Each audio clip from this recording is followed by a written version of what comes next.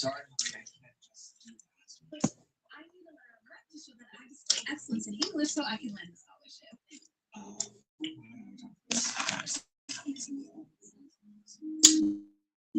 all right. Today we are presenting our creative writing assignments. June, why don't you kick it off, please? And Shannon, you have on the partying till at least after the presentations. I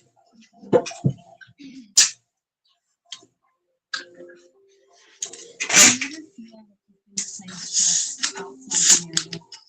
Not absent, just unassigned.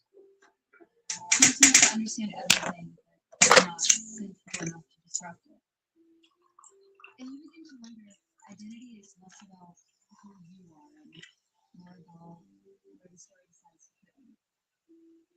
Because if no one is looking at you, nothing ever seems to hinge on your presence. Are you still the main character of your life? Or are you just the one paying attention as someone else's story unfolds? Now that is regular material.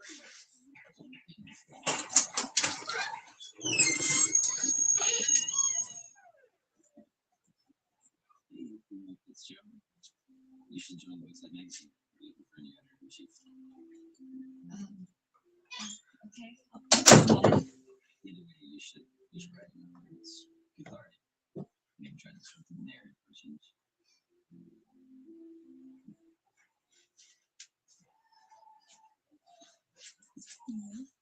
This girl really said magazine, and my dog is a big fan of mine.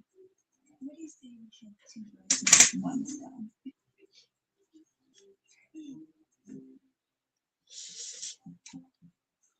Actually, that's his taken. By who? By like Madison. She's right there. Then someone else.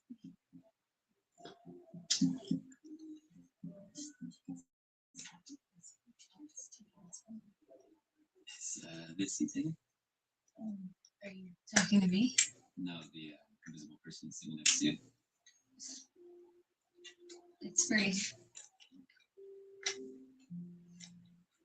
I have a question. Well, you always look like you guys say something and then maybe I just don't have anything to say. I don't mind. Why did you answer my DM? I did. I liked it. That is not a response.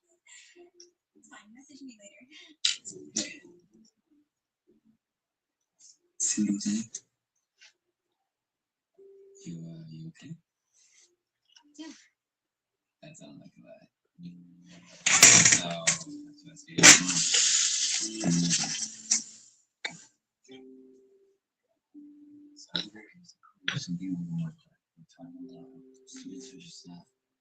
Hey, you made it. Guys, this is June Duke, I've been telling you guys about. So nice to meet you. Bryce won't stop talking about how talented you are. Excuse me, everyone. I want you to meet Marie. She's the new editor-in-chief of Booksides magazine. Oh, Jim, I was thinking that you could be in charge of shredding old issues and taking them to the dump. Thanks. Hey, right. Hey. So I heard you guys are going to be doing an article. Maybe I can give you my number and we can get to know each other better.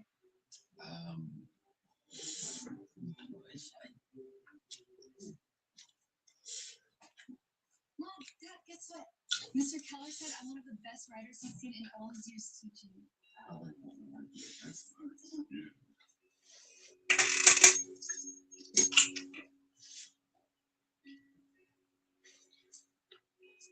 you want to help me with my resume? Absolutely. This resume is like I made it to Right? Especially with any editor-in-chief title. But I got you.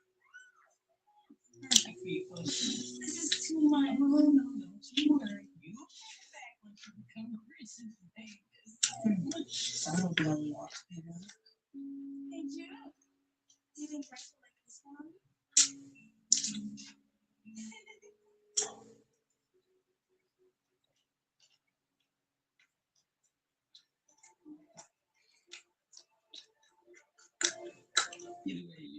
But you're writing out there. It's cathartic. Maybe try to disrupt the narrative for a change.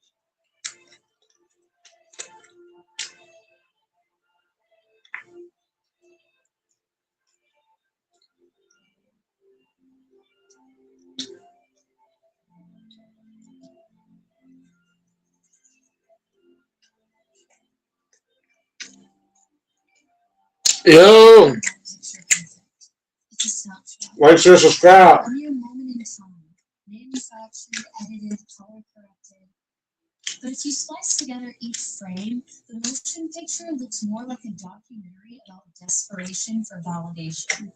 Beneath the curated candid are piles of receipts from a purchase perfection production.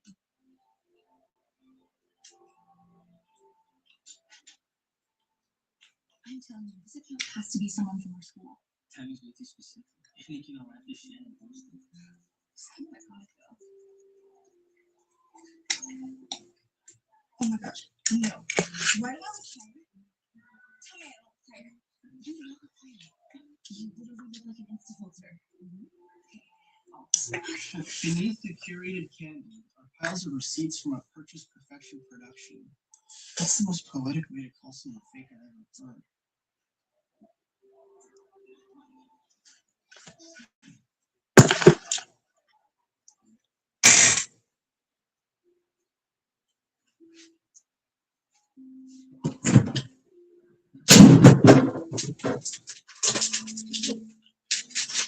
Some lives aren't real. They're edited in real time. What you see looks nice, but some of these things usually stitched together from and the people inside that building We in the building. spend so much time on this purchase.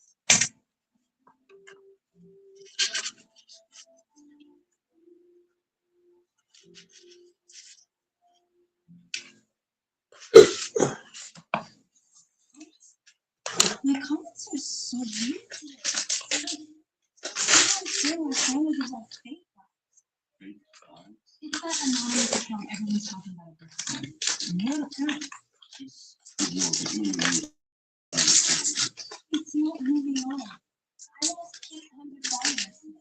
And apparently someone found our real address and was claiming that we don't actually live in the mansion. What? I'm serious. And every time that account posts, my comments get worse.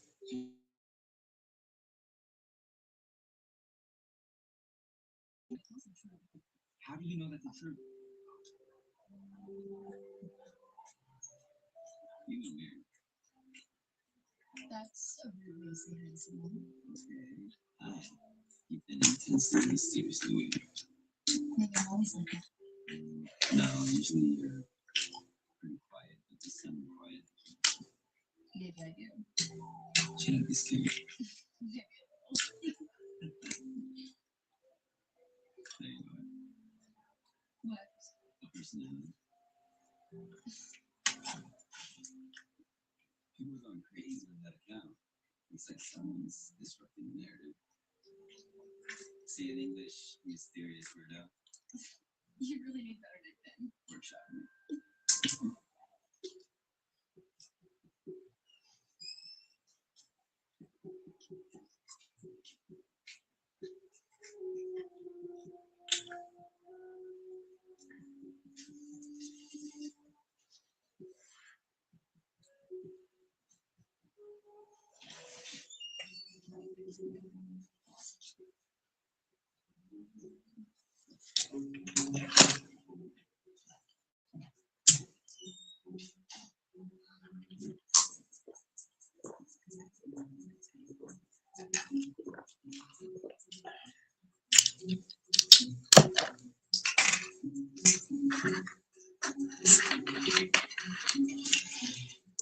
There's absolutely nothing like that.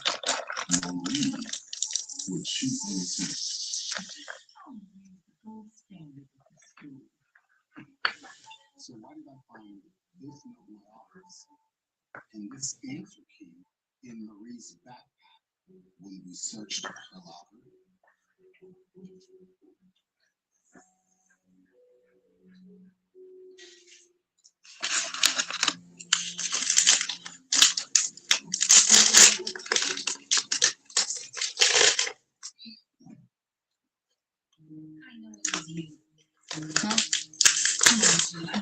genius. I know he was written down.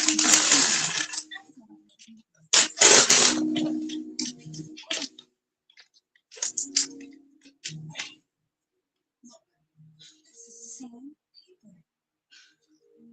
And check this out. And some lives aren't physical. They're edited in real time. You were the one posting on that anonymous account this whole time? You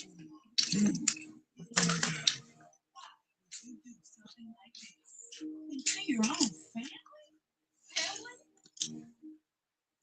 I've been here this whole time. The same house, the same school, the same everything. How did you ever even notice me? You treat me like family. You celebrate them. You post them. You talk about them like they're everything. And I'm just invisible. That's not true. It is. You didn't even remember my birthday. You don't ever pay any attention to me. You want attention? You want it. You're not winning awards like Marie. You're not building a following like Shannon. All you do is sit around and write self-pitying prose. You think that's gonna get you far in this life? Sweetie, it's not. We invest in your sisters because they have all the potential. And I don't want you here anymore. What? We cannot have you ruin what your sisters have worked so hard to build. Where am I supposed to go? You talk to your grandmother. You've been working with her. Really? That's it.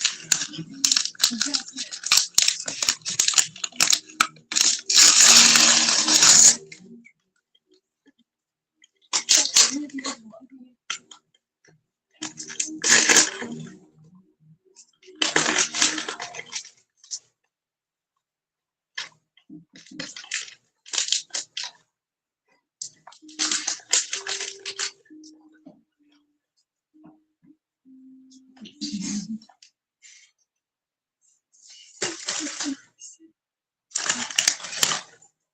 We're telling the truth? No. We're being hurt? No.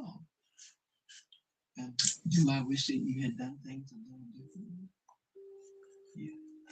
But at the end of the day, I don't blame you. I know you're definitely not a bad person. I was tired of being invisible. I understand, sweetheart, but you can't let anyone else define your potential. Only you can do that. Okay?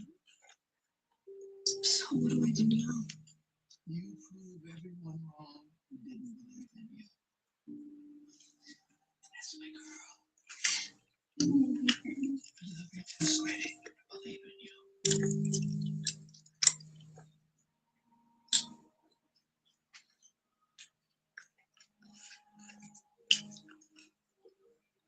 The invisible girl did not disappear all at once. She faded, piece by piece, at her own party celebrating someone else, in a room where no one said her name. The invisible girl had grown so used to being looked past that she almost didn't recognize what it felt like to be seen. And it turned out the strangest thing about being seen was that nothing about her had changed. She had been there all along. For years, she mistook silence for insignificance. But hidden is not the same as empty. Unseen is not the same as unreal. And when her moment finally arrived, it didn't feel like becoming someone new. It felt like the world catching up to who she had already been. She had spent so long adjusting to absence that recognition felt almost foreign to her. But some people see you so gently, so natural, that you begin to wonder if you were never hard to find at all.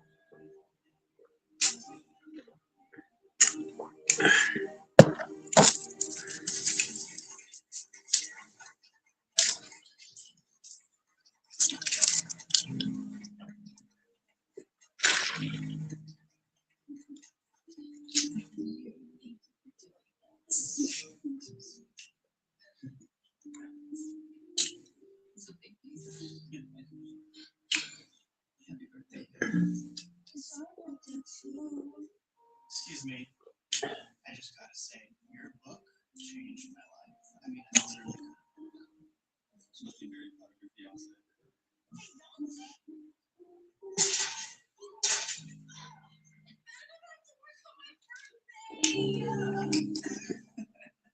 I didn't realize the servers there were going to be your sisters.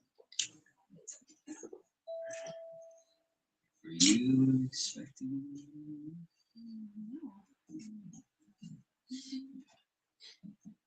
Mom, Dad, what are you doing here? Shannon and Marie told us you were hosting a party here. Guess their big dreams didn't work out. Wow. See, you all rented the mansion that we all rented way back in when we were. She doesn't rent this. She actually owns this.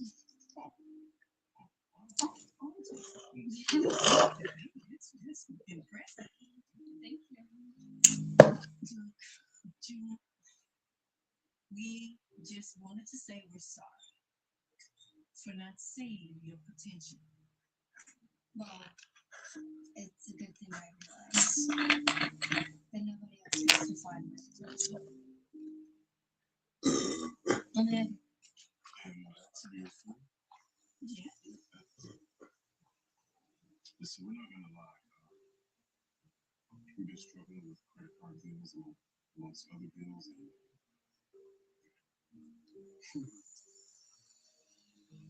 whatever you could do to help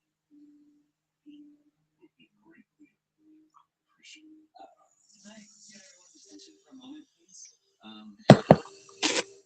sorry, I had a party to get back to with people who actually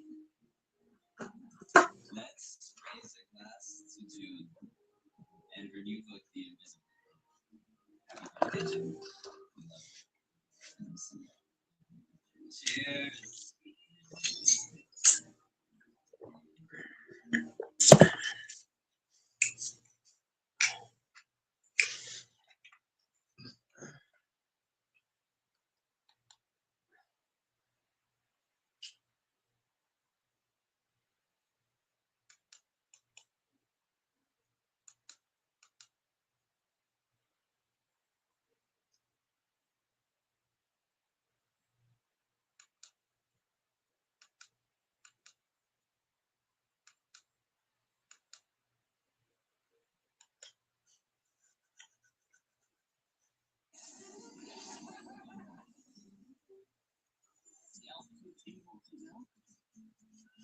We're right in the city center.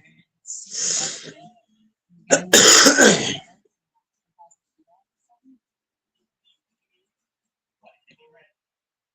And the award for biggest foodie goes to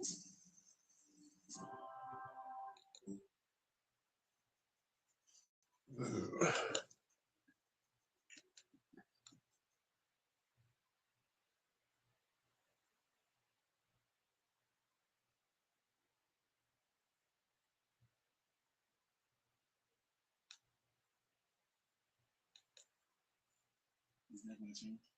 Yeah. Mm-hmm.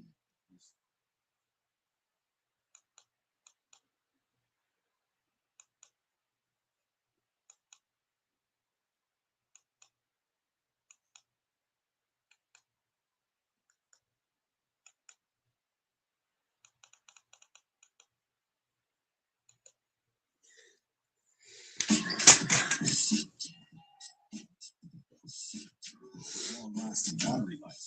Play never runs out of power. Dell XPS. Don't worry. Dell gives you a grip, whether it's on your car insurance or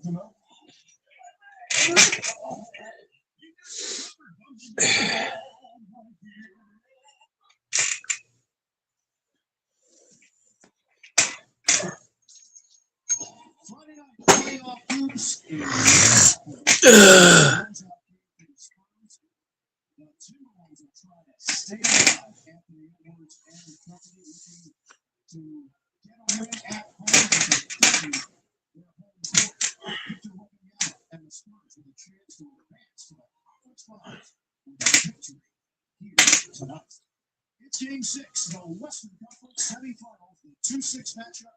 San Antonio leading the series over the Timberwolves 3-2. The bracket in the NBA playoffs, Oklahoma City, they have not lost a game. They're moved to the conference finals. They're waiting for the survivor of this one. The Knicks are ready to go, waiting to see if Detroit and Cleveland will go to a Game 7. It's certainly looking like that, as the Pistons currently in front of the Cavaliers. The course will be the focus of attention here. The last time he was in this arena, it was the elbow to Nasri that got him ejected from the game. Minnesota counters with the single that Daniel Edwards go there, and Randall will go smaller this time. Waiting to see who they will play in a Western Conference final. Josh Tibbetts, Justin Van Dyne, our officiating crew. We're on the way. Here at Target Center, the Spurs control the game. Some changes on both sides. Three-pointers are Fox to the low of the score. Really phenomenal. Love and chair, weapon, tickling the clouds on the chemistry that has developed over the 2 years. And from the muscles way around Johnson. Randall takes it in. This thing's won it. He wanted them to go at the rim. He doesn't want a lot of the floater. Castle nails it from long range and an 8-2 advantage. And they get the call right there. Fox on the outside. Gets around to Sumo and lays it in. Shots right there, though. The Pistons does not want the runners and the floaties. Castle in the sky. About the Spurs guards, particularly Castle and Hockey, featuring the speed on the offensive end, featuring physicality. Fox protecting, kick, the jumper. It's good. It's Vasil with a downtown hit. Things have been bad for his team. Either wants to get to the rim and spray it, step in and steal Edwards. Chris Finch told us yesterday at the facility, Anthony Edwards, he was himself again, loud, boisterous. Castle! 17 and 10. He kicks it in and the foul. There's a question mark in this game after suffering a penetration. Harper the handles. Nice little hesitation by the rookie.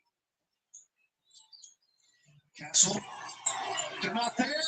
And Castle takes advantage and chance in a three-point play. Certainly here again in the first quarter tonight. Spurs up by 11. Edwards draws a lot of attention, ball movement. Reed's going to have to do it himself. Fires and hits. Julian Champagny is in. Champagny got a piece of it, takes it away from Edwards. Spurs are running. Johnson on a spin. Johnson in the paint. Upstairs for a weapon. Edwards has got to cut the turnovers. Already his second one tonight. I don't feel like either one of them will force. Hard cut. Nuts Reed. Scoops it home. Consumer will take low. Deflected by Weapon. He can do it alone. Reed vaulting. Reed three. Spurs lead by 5. Sheldon Johnson. Give it up. Castle's at the hot hand. And check next for 3. Oh my God.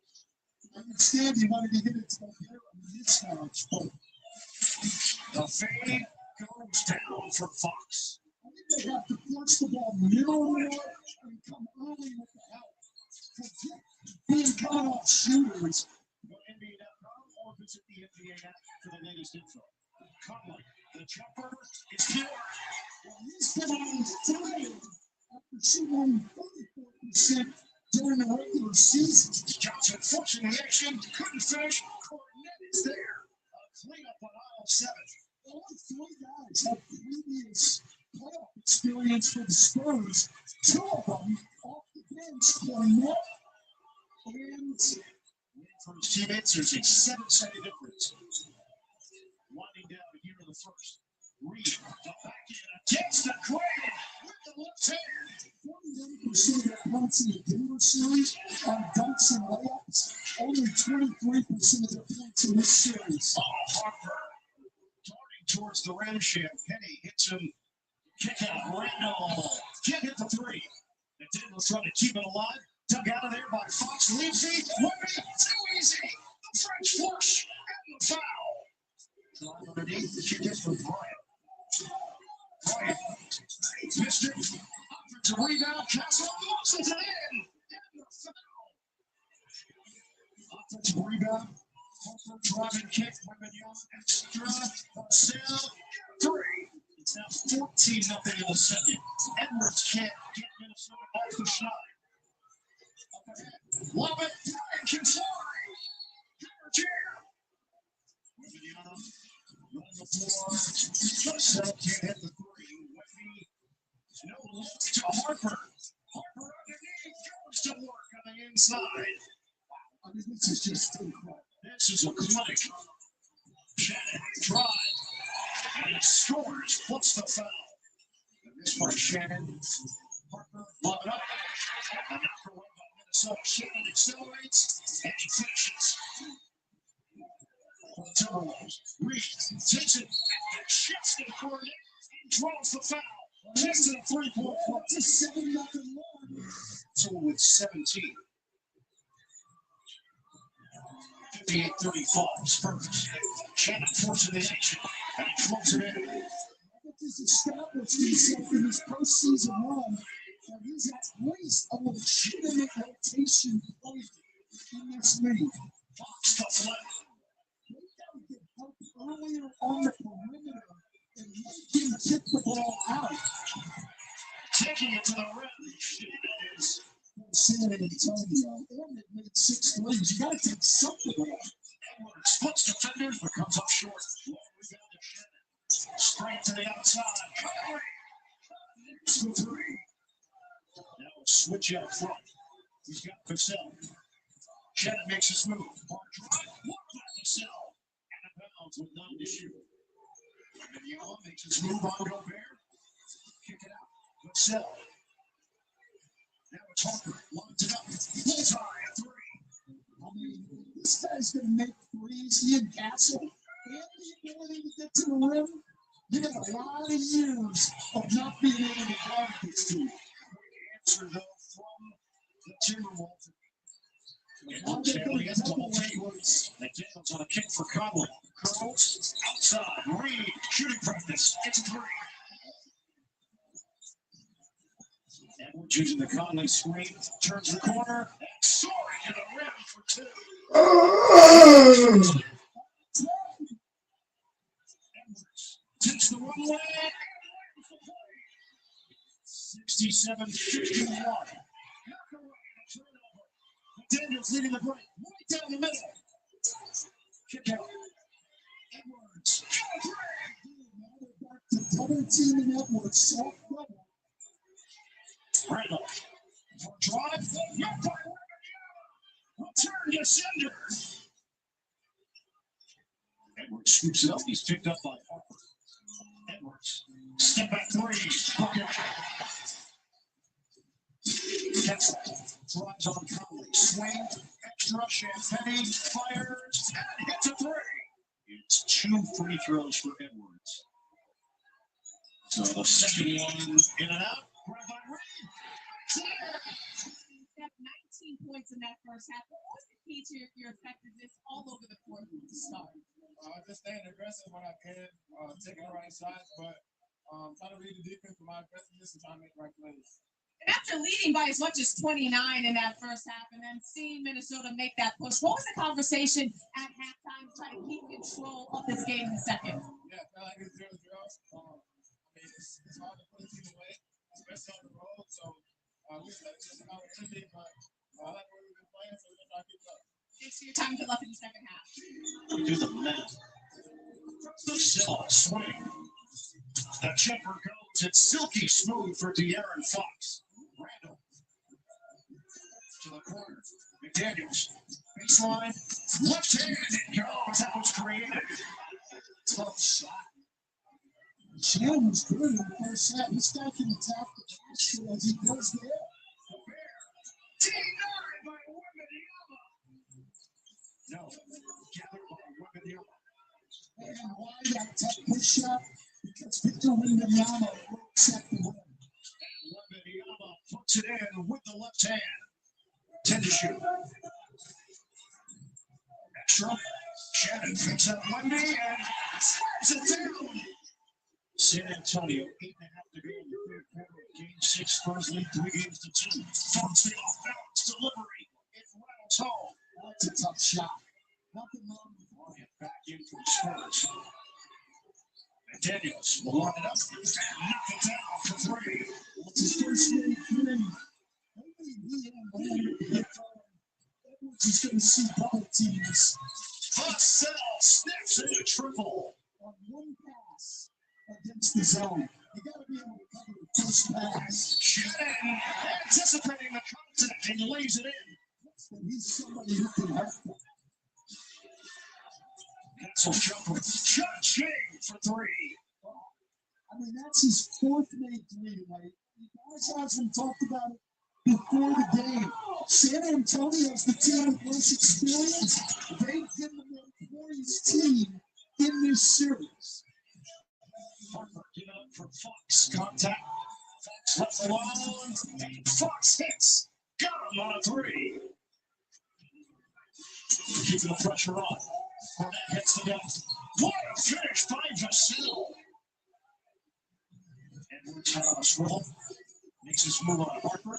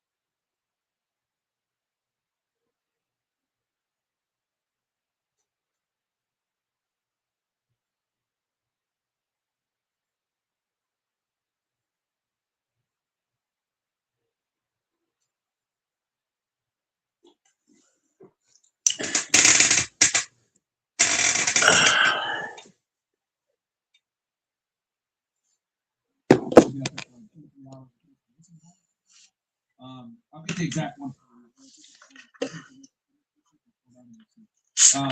But yeah, other than that, Chris?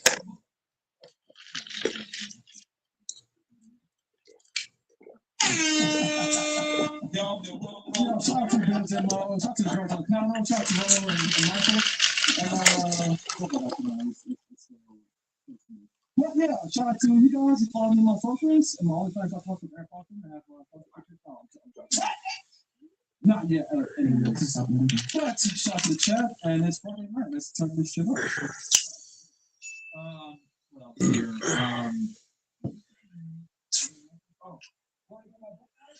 Why am I less? Obviously, going to get yourself a copy of the rationale. Recently, we're looking at this book before. I should have another one like 6 right now. Yeah.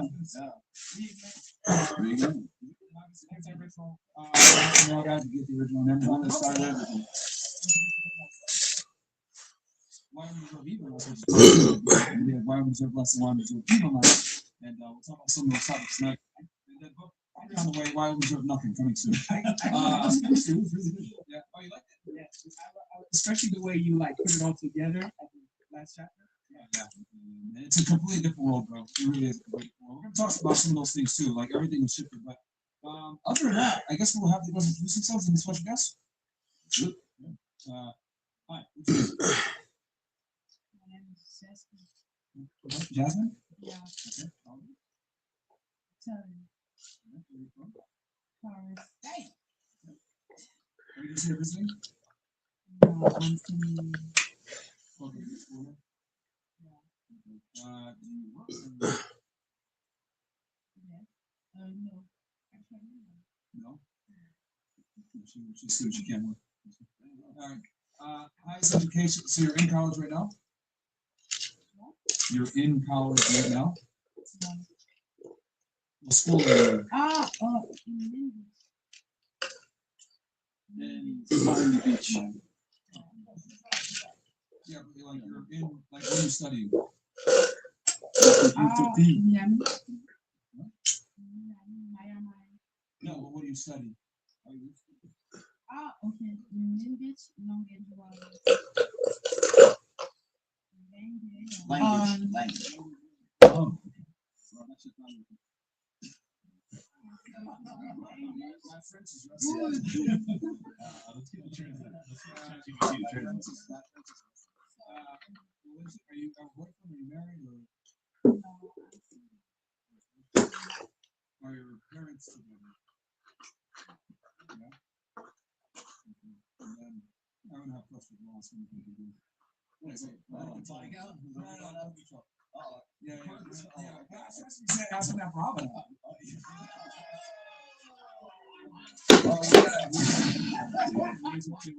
Okay, so that's another. Put that on there. We're gonna talk about that tonight.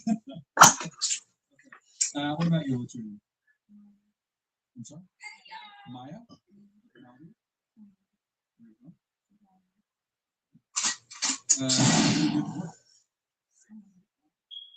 Are you visiting or do you live here? Highest education level, high school or hairstyle school?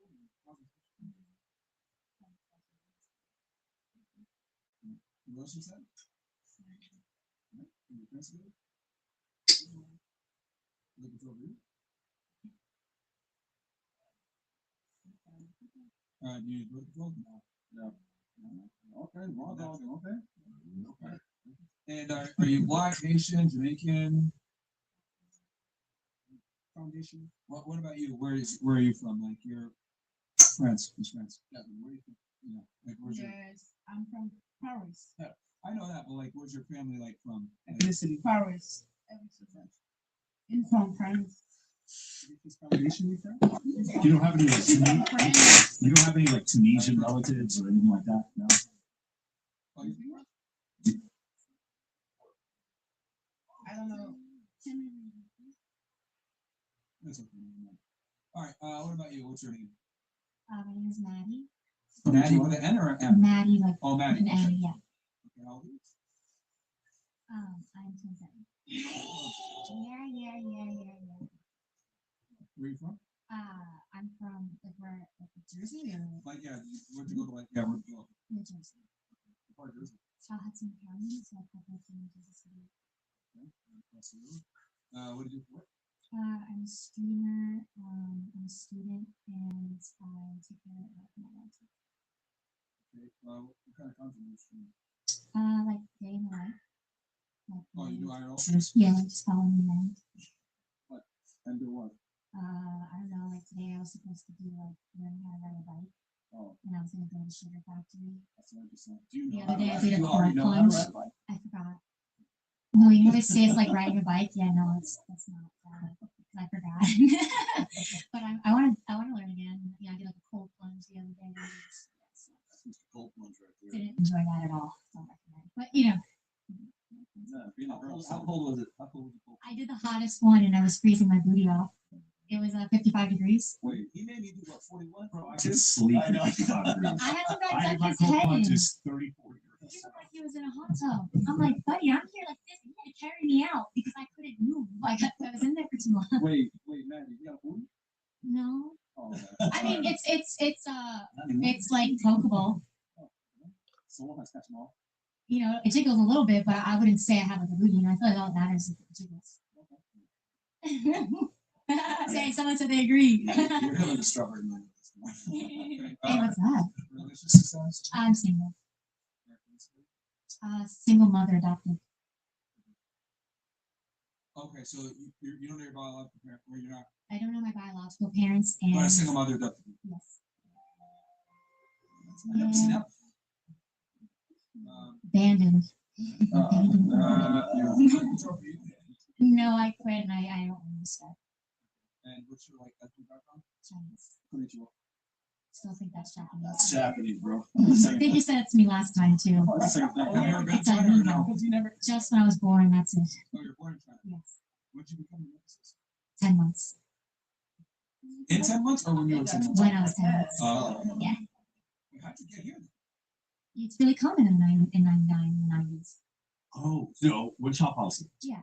So they put their kids up for Yeah, adoption. so once remember one child policy. So if you already had a boy, you would give up the female. They did that until 2016. Now the Democrats. Something, and then just white like moms want to go and adopt a Chinese little baby. Yeah. That was a It's thing. almost So always that- female. Yeah. And you're full on Chinese? Mhm. 100%. Yeah, I took 2 DNA tests. It's just she doesn't know Mandarin. No, Yeah. no, it's not that. She doesn't really look Chinese. She's not born with that noise. Her eyelids are too open. You know what I mean? Her eyelids are too open and she's too dark. She looks more like Filipino. But all right, cool. What's your thoughts on well, I Chinese don't know what people. I'm gonna say. I was gonna say Trump just came from China. Oh, really? Okay, no, all right, never mind. You are fake news. What about you? What's your name? Diana. I'll be Dinah. That's cool. Okay. It's only 5 minutes. Talk that people. All right. Let's see. Yeah. Let's have fun together. Who brought the? Did you bring the birthday? No, not me, bro. I don't know like that, bro. Okay. The girls did. All right. Where you from? I'm from India. Oh, I'm from Chicago, but I stay in India. So, Okay. Students here visiting then. Yeah. What do you do for work? Security. Oh shit. She did it. Is it Walmart or is it like security downtown. Oh shit. Oh shit. What weapons are you qualified? No, No, you qualified in Zoom. Are you dispatcher? I'm securing a building. Yeah, CCW. It's okay. G license? No, but yeah, I secure a building that's my computers. I don't know why. It's not a big excited. Oh, she's like, hey, don't go in there. Don't you go in Is there a there. reason they want it? Is it like a former government building or something? It's a chocolate factory. It's called Winners. It's a chocolate factory.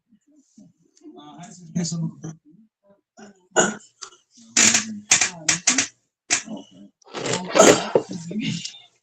Is that Gary, Indiana?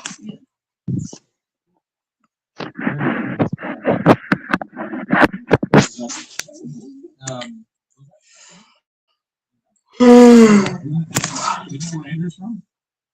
He was born here. Yeah. I know he was somewhere from the Midwest, so that could be it. Yeah, Gary, Indiana is no joke. Relation status for you? Right, for your president? My mother was deceased in 2013, so my father got remarried. Okay, so your father was some middle? Yeah. Widower? Yeah. Widower. Okay. And the brother's over here? And then black? I'm mixed, so I'm Hispanic and African. Okay, what kind of Hispanic? Mexican. You said you live in Chicago, but you from Indiana? I live in India right now, but I'm from Chicago, so I moved like 5 years ago. So you drive in for work every day? Yeah, it's not that long. We're only like 25 minutes. Okay, just cross the border. Yeah. All right. What's the numbers on your chest? It's the day that That's a perfection. You know what? Dude? She's from Gary, so body count means something different there.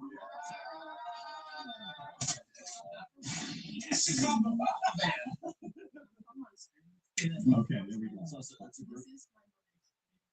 Oh, okay. See, now you all feel like shit. Yeah, I feel like I'm something I'm a comedian. Who's up next? Hi, what's your name? Sophia. How old are you? That was a sort of thing. All right, where are you from? I'm born in Russia, I can tell you. What do you do for work? No. Stop. I don't even understand that one. I need that drop. Please, I want to drop. That is not.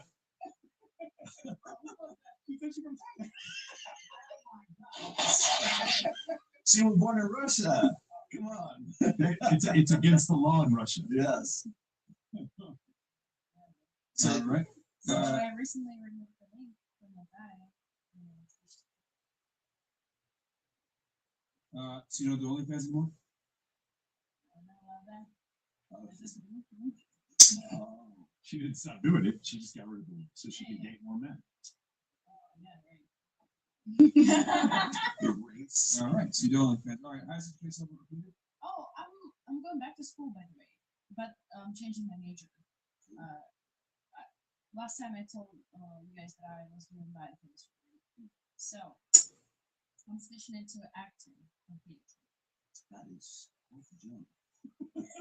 All right, but the highest completed is high school, but you're gonna go back to school. Yeah, I'm going back to You're school. not back in. Okay. I mean, I am in school. I'm just switching.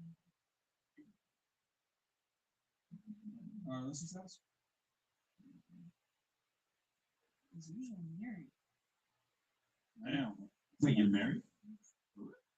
Wait, you're 19. When did you get married? 17. Intending. To a Russian guy? Yes. Okay. And how old is he? A little bit older than I was. 60. 85? No. I'm joking. I'm joking. He's 2 years. 3 years older.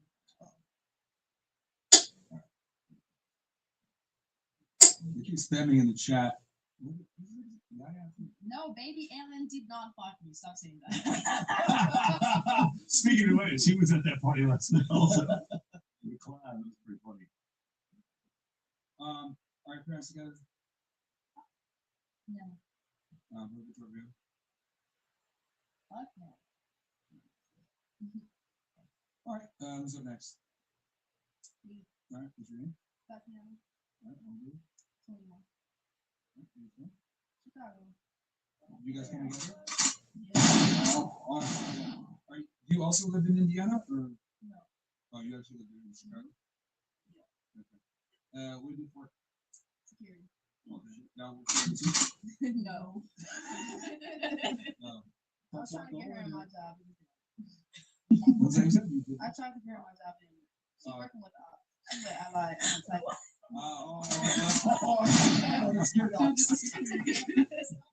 that's crazy. Yes, you're not. Wait, it's called, it's the name of security. Okay, no, I've heard of Allied. I didn't know. That makes sense to me. Okay, so product security, people contacts, that's it. All right.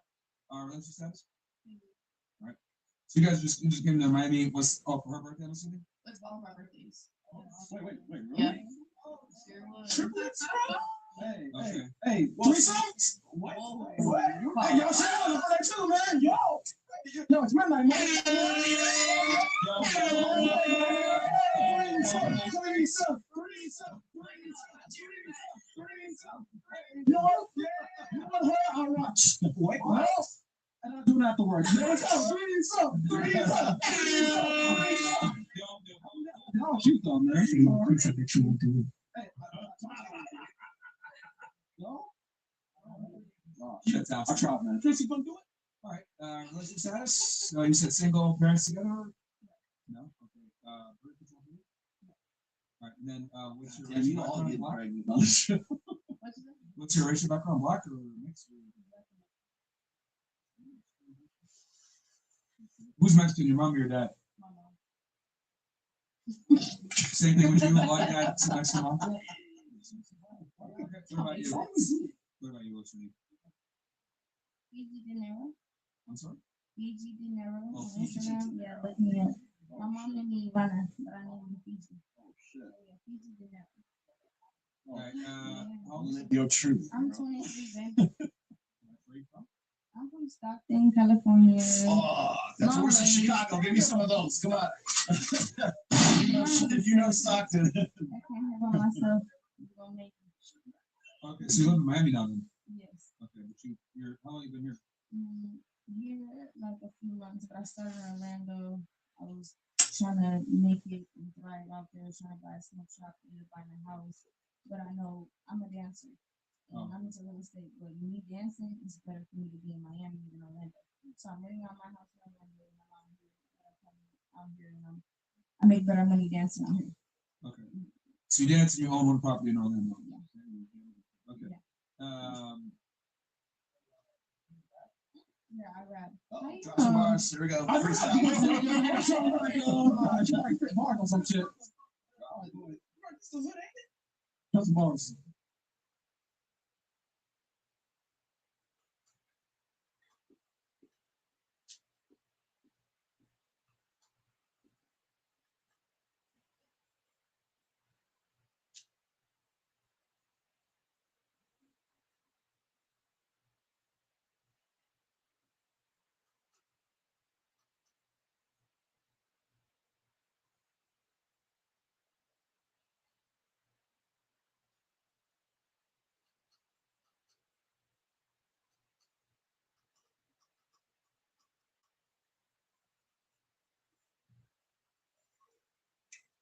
Critics and audiences everywhere are falling head over hooves for the Sheep Detectives. And now it's certified fresh and very What's your fun?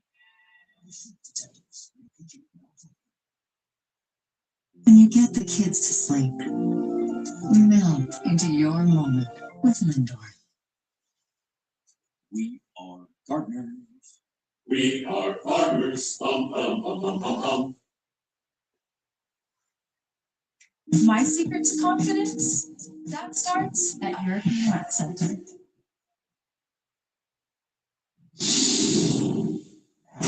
Hey, Dallas, got a new leather fetish? Six guy.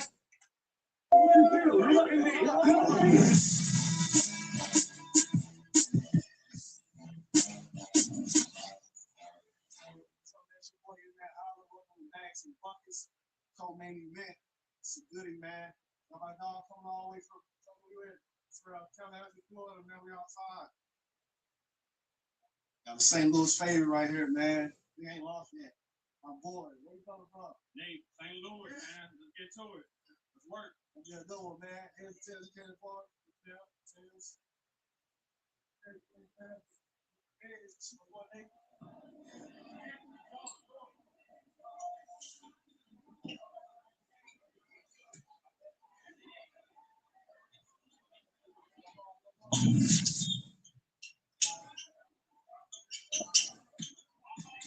Oh! You played last time.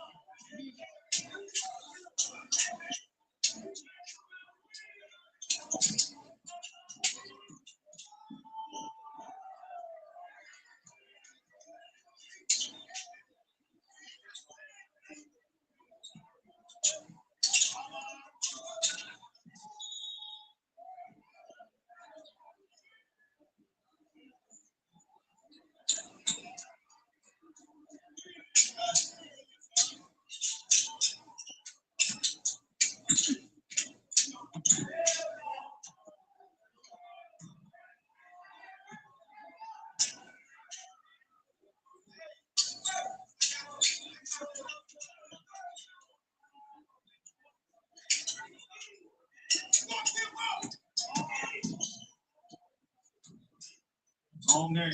But anyway, if you watch him, he always get good moves to get shots off. He's just so strong. I like that. I like that. That's what he do. I remember niggas not being smooth. Yeah. Everybody don't play quick. Right. You know what I'm saying? I like his game. You know, it's smooth. That's what he do. He got a slow, smooth game, but that heavy hard. Who play like that? Who the kid from the Thunder? Russell got like that name? Yeah. Yep. He plays slow. He plays smooth, slow.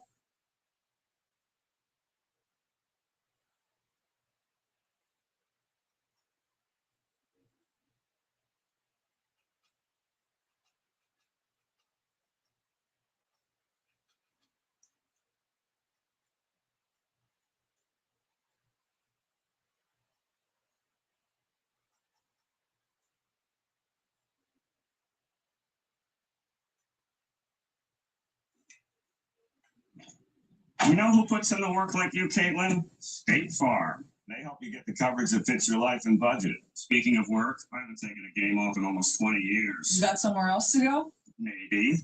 No. Let's do this. Wanna sell those wheels. Wanna get it off for you fast time. Oh, man. Maybe a little too fast. Take a minute like that. Oh, like a month or two. Time to make a move. You wanna get it done today. You wanna do it your way. Want to try it? Perfect. Beautiful light done right, because the right shade changes everything. See, there used to be one Hendrix. Now there's another Hendrix too. And Makes his move on Harper. Gives it up. McDaniel three.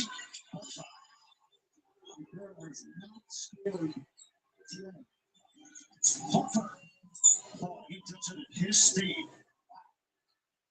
Explosive, strong. Edward Jumper. It's good. It's three. First bucket of the third quarter. I'm going to play two-way Liberty game a week from Sunday with my daughter Kelly. And with my daughter Allie, you know, it's been one season. Thank you for updating us on your schedule. That is the fourth game in these elimination game in these playoffs. So the Pistons won two of them. Game 6 is on the road. Trying to take Raymond Allen's defensive ability out of the game. Tracked down there by Barnes. Another opportunity. Chef Petty cashes in as he punts the court for three. Castle the other way. Jeff Petty, give it up. Wembanyama, throw it down. Get better payouts this NBA playoffs on FanDuel. Download the app. Play your game. 120-90. Spurs. Janet gets inside for the deuce. Janet stops on a dime. Cut by Dosunmu. And it was blocked. Edward Gibson from Luke Cornett. Jeff Petty. Count it. A three. They're 17 of 35. That's 49% for the number 2 seed in the Western Conference. 8:19 to go. Shannon. Five. Chris Finch and his staff have developed in him. Castle gets to the rim once again. Clark, Anderson, Phillips, and Highland. Ball from Minnesota. Waters with the floater for San Antonio. They need more talent on this basketball team. They've got a great coach. They've got a good core. But they need more. Oklahoma City came in with a 16-game winning streak and a 24-1 record. And then San Antonio beat them for the first time after they had won 16 in a row. They didn't get any of that against San Antonio. San Antonio was able to take care of the ball against them. And it happens. Victor Wembanyama will join the crew live.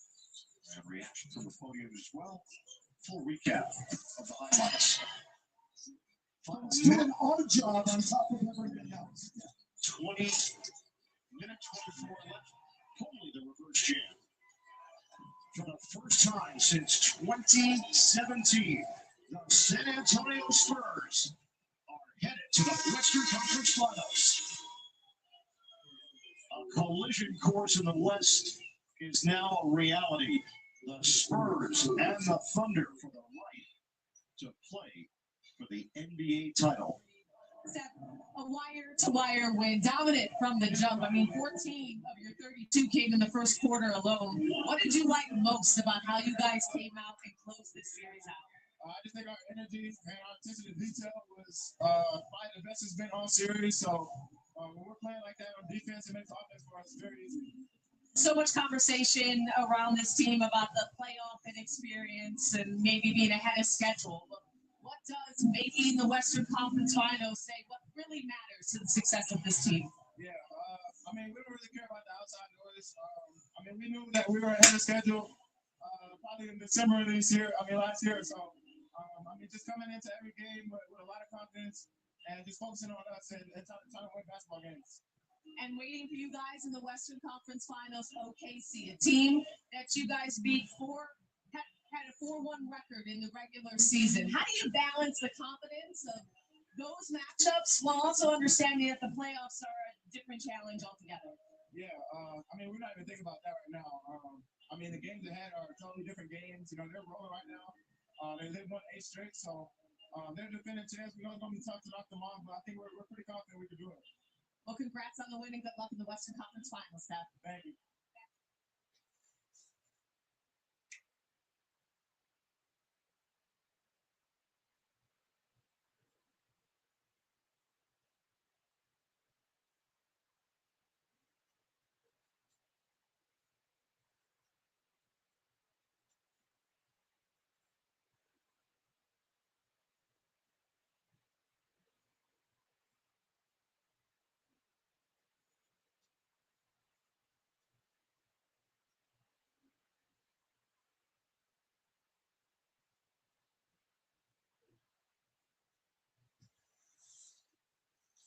Every foodie starts somewhere. Usually it's that first bowl of fresh fat. Okay, give me a second, okay?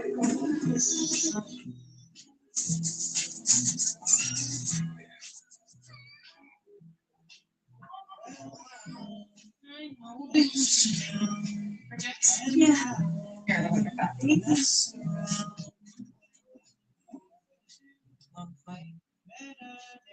Yeah.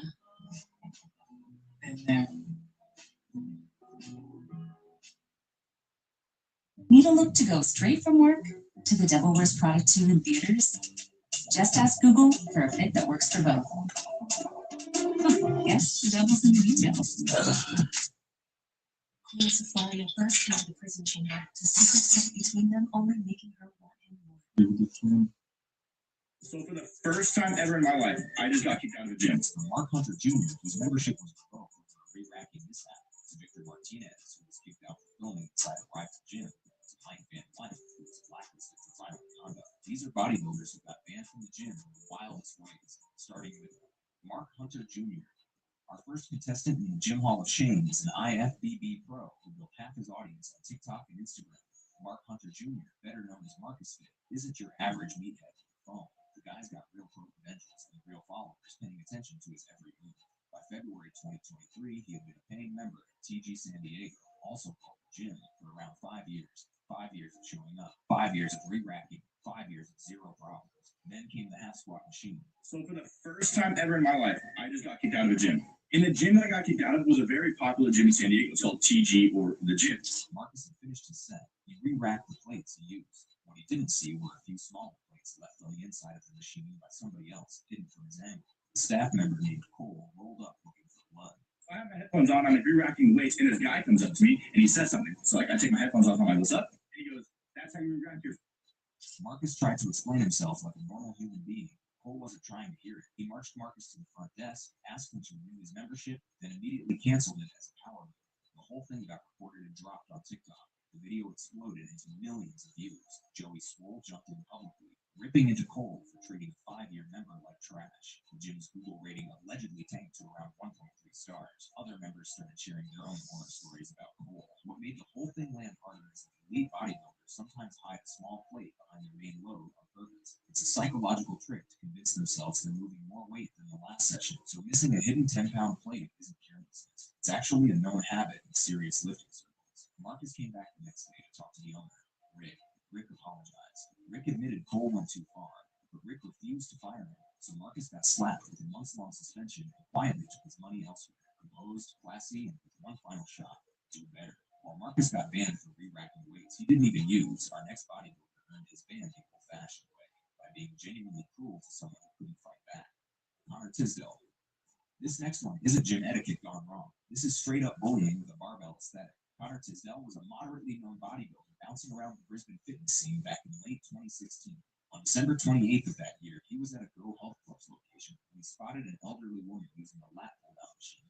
She wasn't hurting anybody. She was just trying to get a workout in like the rest of us. Connor pulled out his phone and secretly filmed her. So this bodybuilder named Connor Tisdale was at the gym as per usual because, I mean, look at him. He's probably never even seen the light of day. And I'm ripping on this guy because, yeah, he is scum. But I'm also going to give you all a wake-up call, and you'll see why. The woman was struggling a bit with the machine.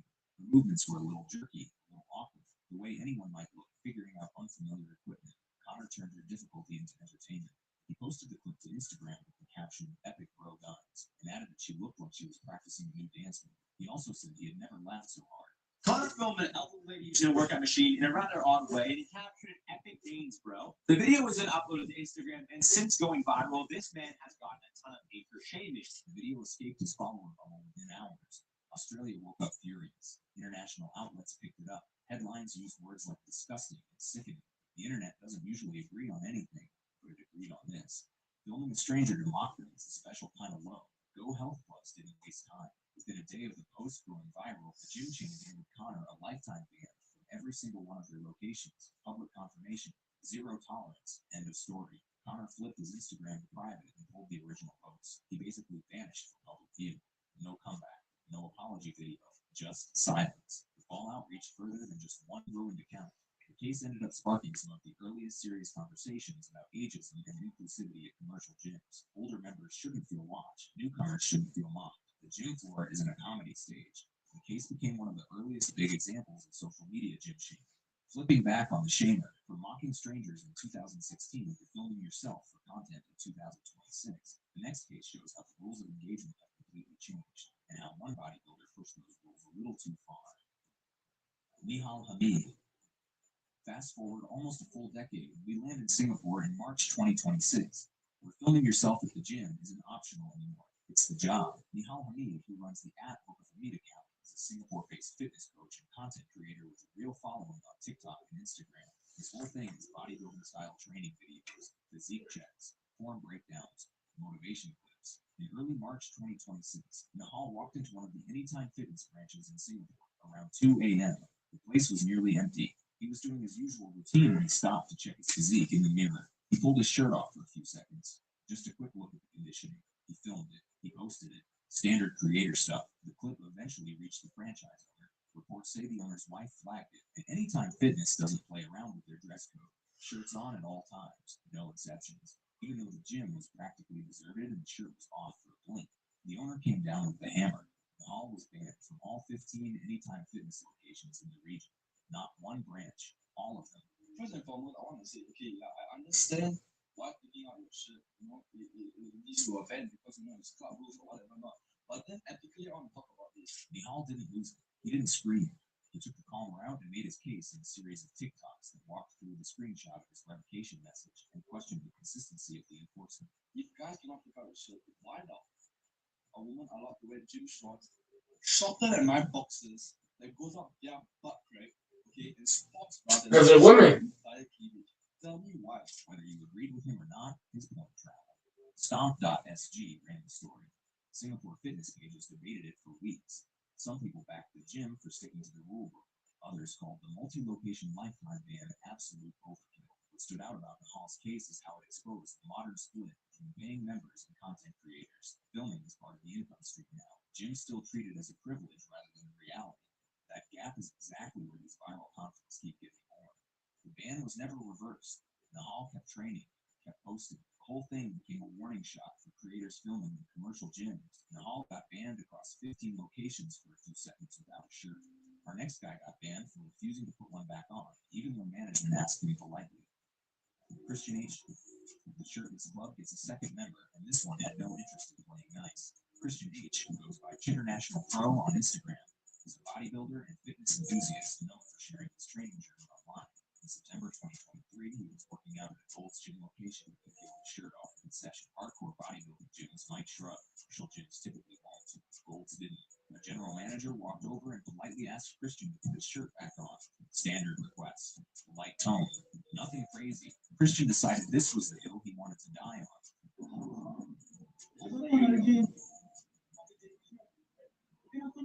He started arguing, doubling down, telling the manager he couldn't be told what to do. The manager kept his cool. He didn't yell. He didn't escalate. He just calmly told Christian to grab his stuff and leave. Okay, let's go. I'm gonna walk you out of my club. I was just trying to be sorry. Where were you? Okay. Christian filmed the entire thing on his phone and dropped it on Instagram. In the caption and comments, he framed himself as a victim of unfair treatment. A man just trying to train hard, persecuted for his dedication. The internet wasn't buying that script. The manager looked composed and professional throughout the whole clip. Christian looked like he was throwing a tantrum in workout shorts. Gold's Gym backed their staff completely. Polite requests only become removal because Christian's refusal to listen. The membership got revoked. The video became one of the cleaner examples Joey Swoole used in his ongoing campaign.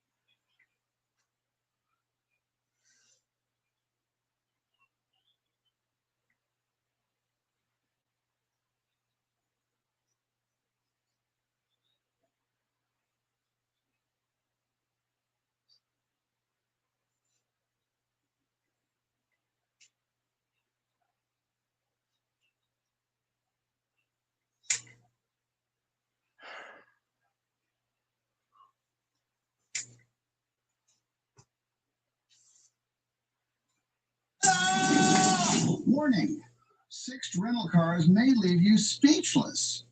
Enjoy.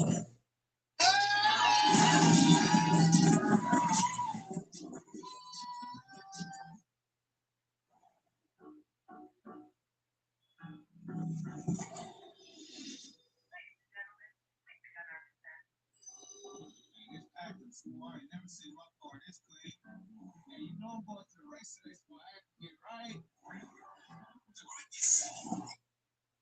The movie opens in the highest room of a medieval stone tower. A princess lies asleep on a bed, dressed in fine clothing. She suddenly stirs and wakes, only to realize her hands are shackled. A sharp pain pulses behind her head, and flashes of memory return. How she was captured and bound in chains. Her vision is blurry at first, but slowly clears. She carefully gets out of bed and scans the room. Moving to the window, she looks out and realizes just how high up she is. Suddenly, she hears muffled voices approaching. She rushes back to the bed and pretends to be asleep. Moments later, 2 guards enter. One of them, curious, admits he has never been this close to a princess before. The other warns him not to go near her or risk waking her, but he ignores the warning and leans in, only for the princess to slam her forehead into his face. She leaps from the bed, and before the guards can react, she shocks them by dislocating her own thumb. With that, she slips her hand free from the shackles, like Antonio Banderas did in the movie Assassins.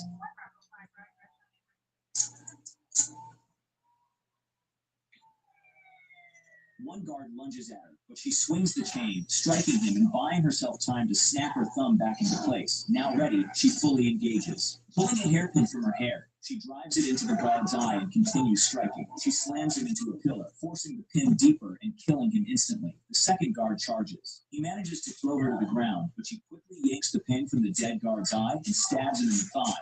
Wrapping the chain around her hand, she turns it into a weapon and pummels him with heavy blows. He struggles to break free, but she stays on him, grabbing a piece of wood and beating him back toward the open window. The guard taunts her. I'll see you there. Then delivers a powerful kick that sends him flying out the window and into the raging sea below. Another guard approaches. She grabs a heavy hammer, and the moment he enters, she strikes him down and finishes him off. Taking his keys, she frees her other hand from the shackles. She then quickly resets the room to make it appear as though she is still inside, locks the door behind her, and slips away. Moving stealthily through the tower, the princess enters another room and looks out over the castle grounds. What she sees is chaos. Guards are securing the entrances, ensuring no one can escape or get in. Below, her parents, the king and queen, and her sister Violet are on their knees, hands bound, at the mercy of Julius and his enforcer Moira. The king pleads for peace, reminding Julius that his father was a diplomat. I hope you wouldn't come to this. I don't believe that for a moment. Julius, if your father, your father was a diplomat, you two were cut from the same cloth. Weak, pathetic, pacifiers, placators. Who trusted you? You talk to me about trust. You can't have my sister. Well, my little princess, I will marry your sister because I always get what I want. Listen and obey like a child should.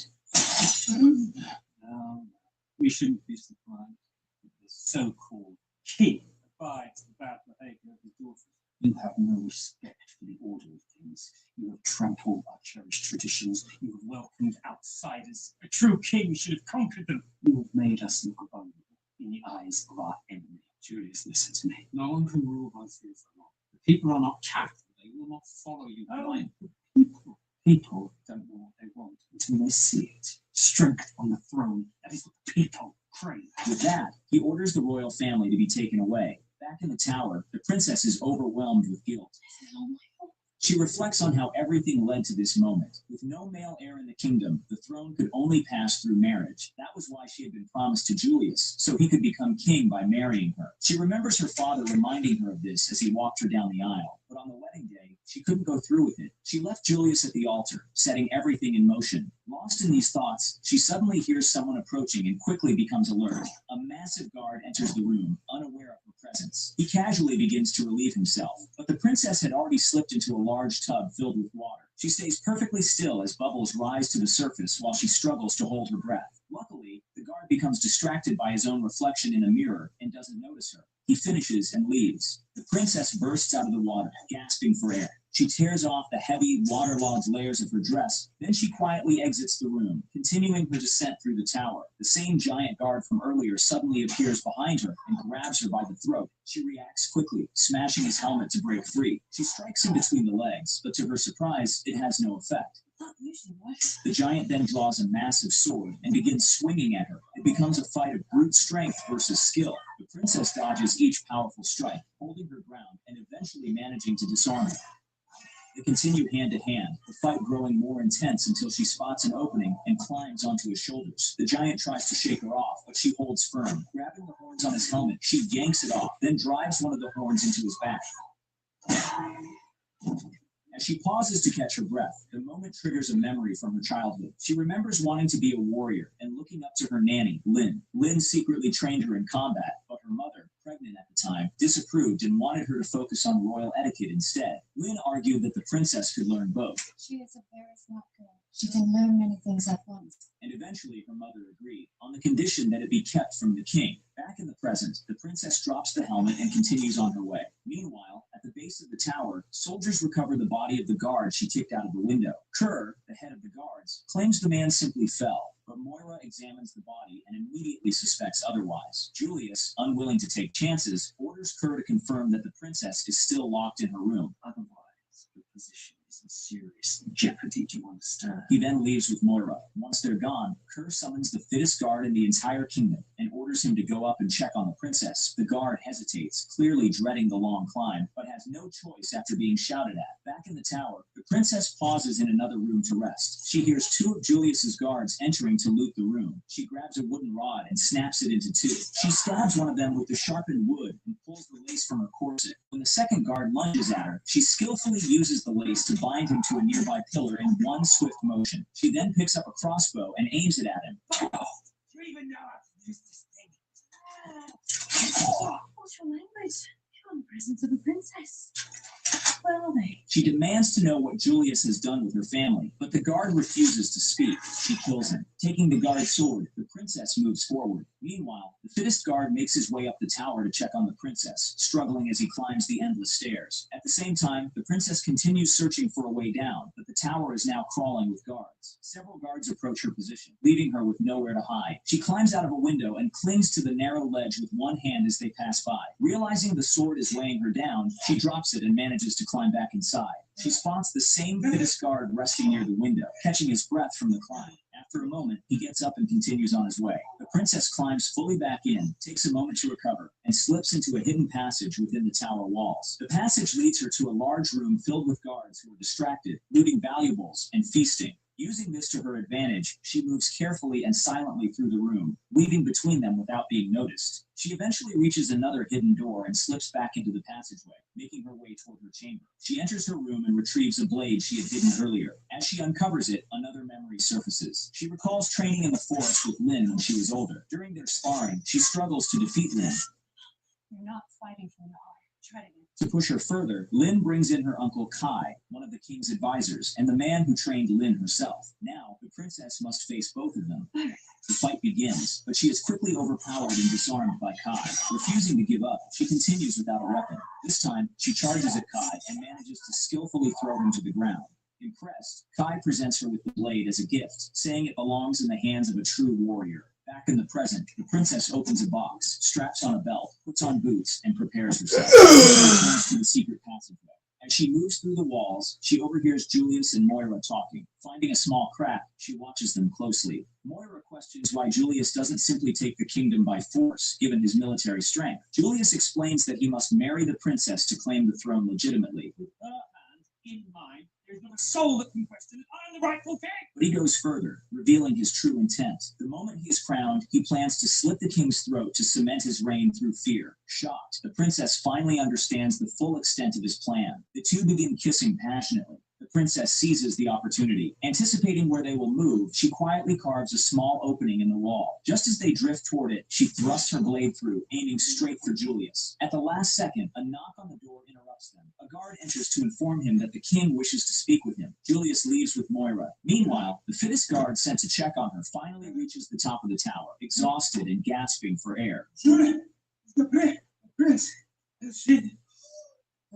Peering through the keyhole, he sees what appears to be the princess asleep in bed and a guard slumped nearby. He assumes everything is in order and begins the long journey back down to report to Kerr. Back in the passageways, the princess continues moving. She squeezes through a narrow, ground-level window into another part of the castle. The princess suddenly finds herself between the legs of a massive armored figure. At first, she assumes it's a statue, until it slams the tip of its sword against the floor. The guard immediately attacks, swinging his weapon with crushing force. The princess rolls out of the way and dodges each strike, countering with quick blows of her own. But her attacks are useless against the heavy armor. Realizing brute force won't work, she stays on the defensive, waiting for an opening. She finally spots one, the exposed area under his arm. Taking advantage, she strikes repeatedly, weakening him. Then she grabs a nearby bottle of oil and throws it. She follows up by tossing a lit candle. The guard bursts in.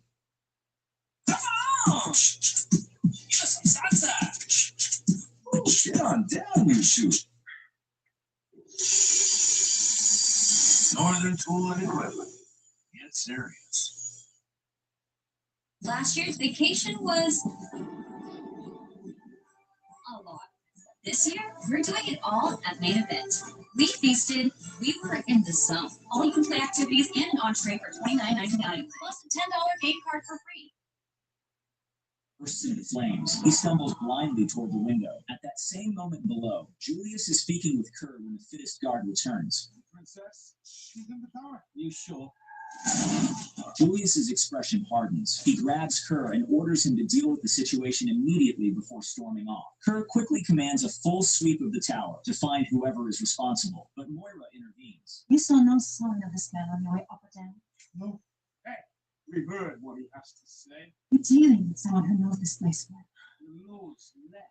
No one has to pretend to listen to you now. Useless.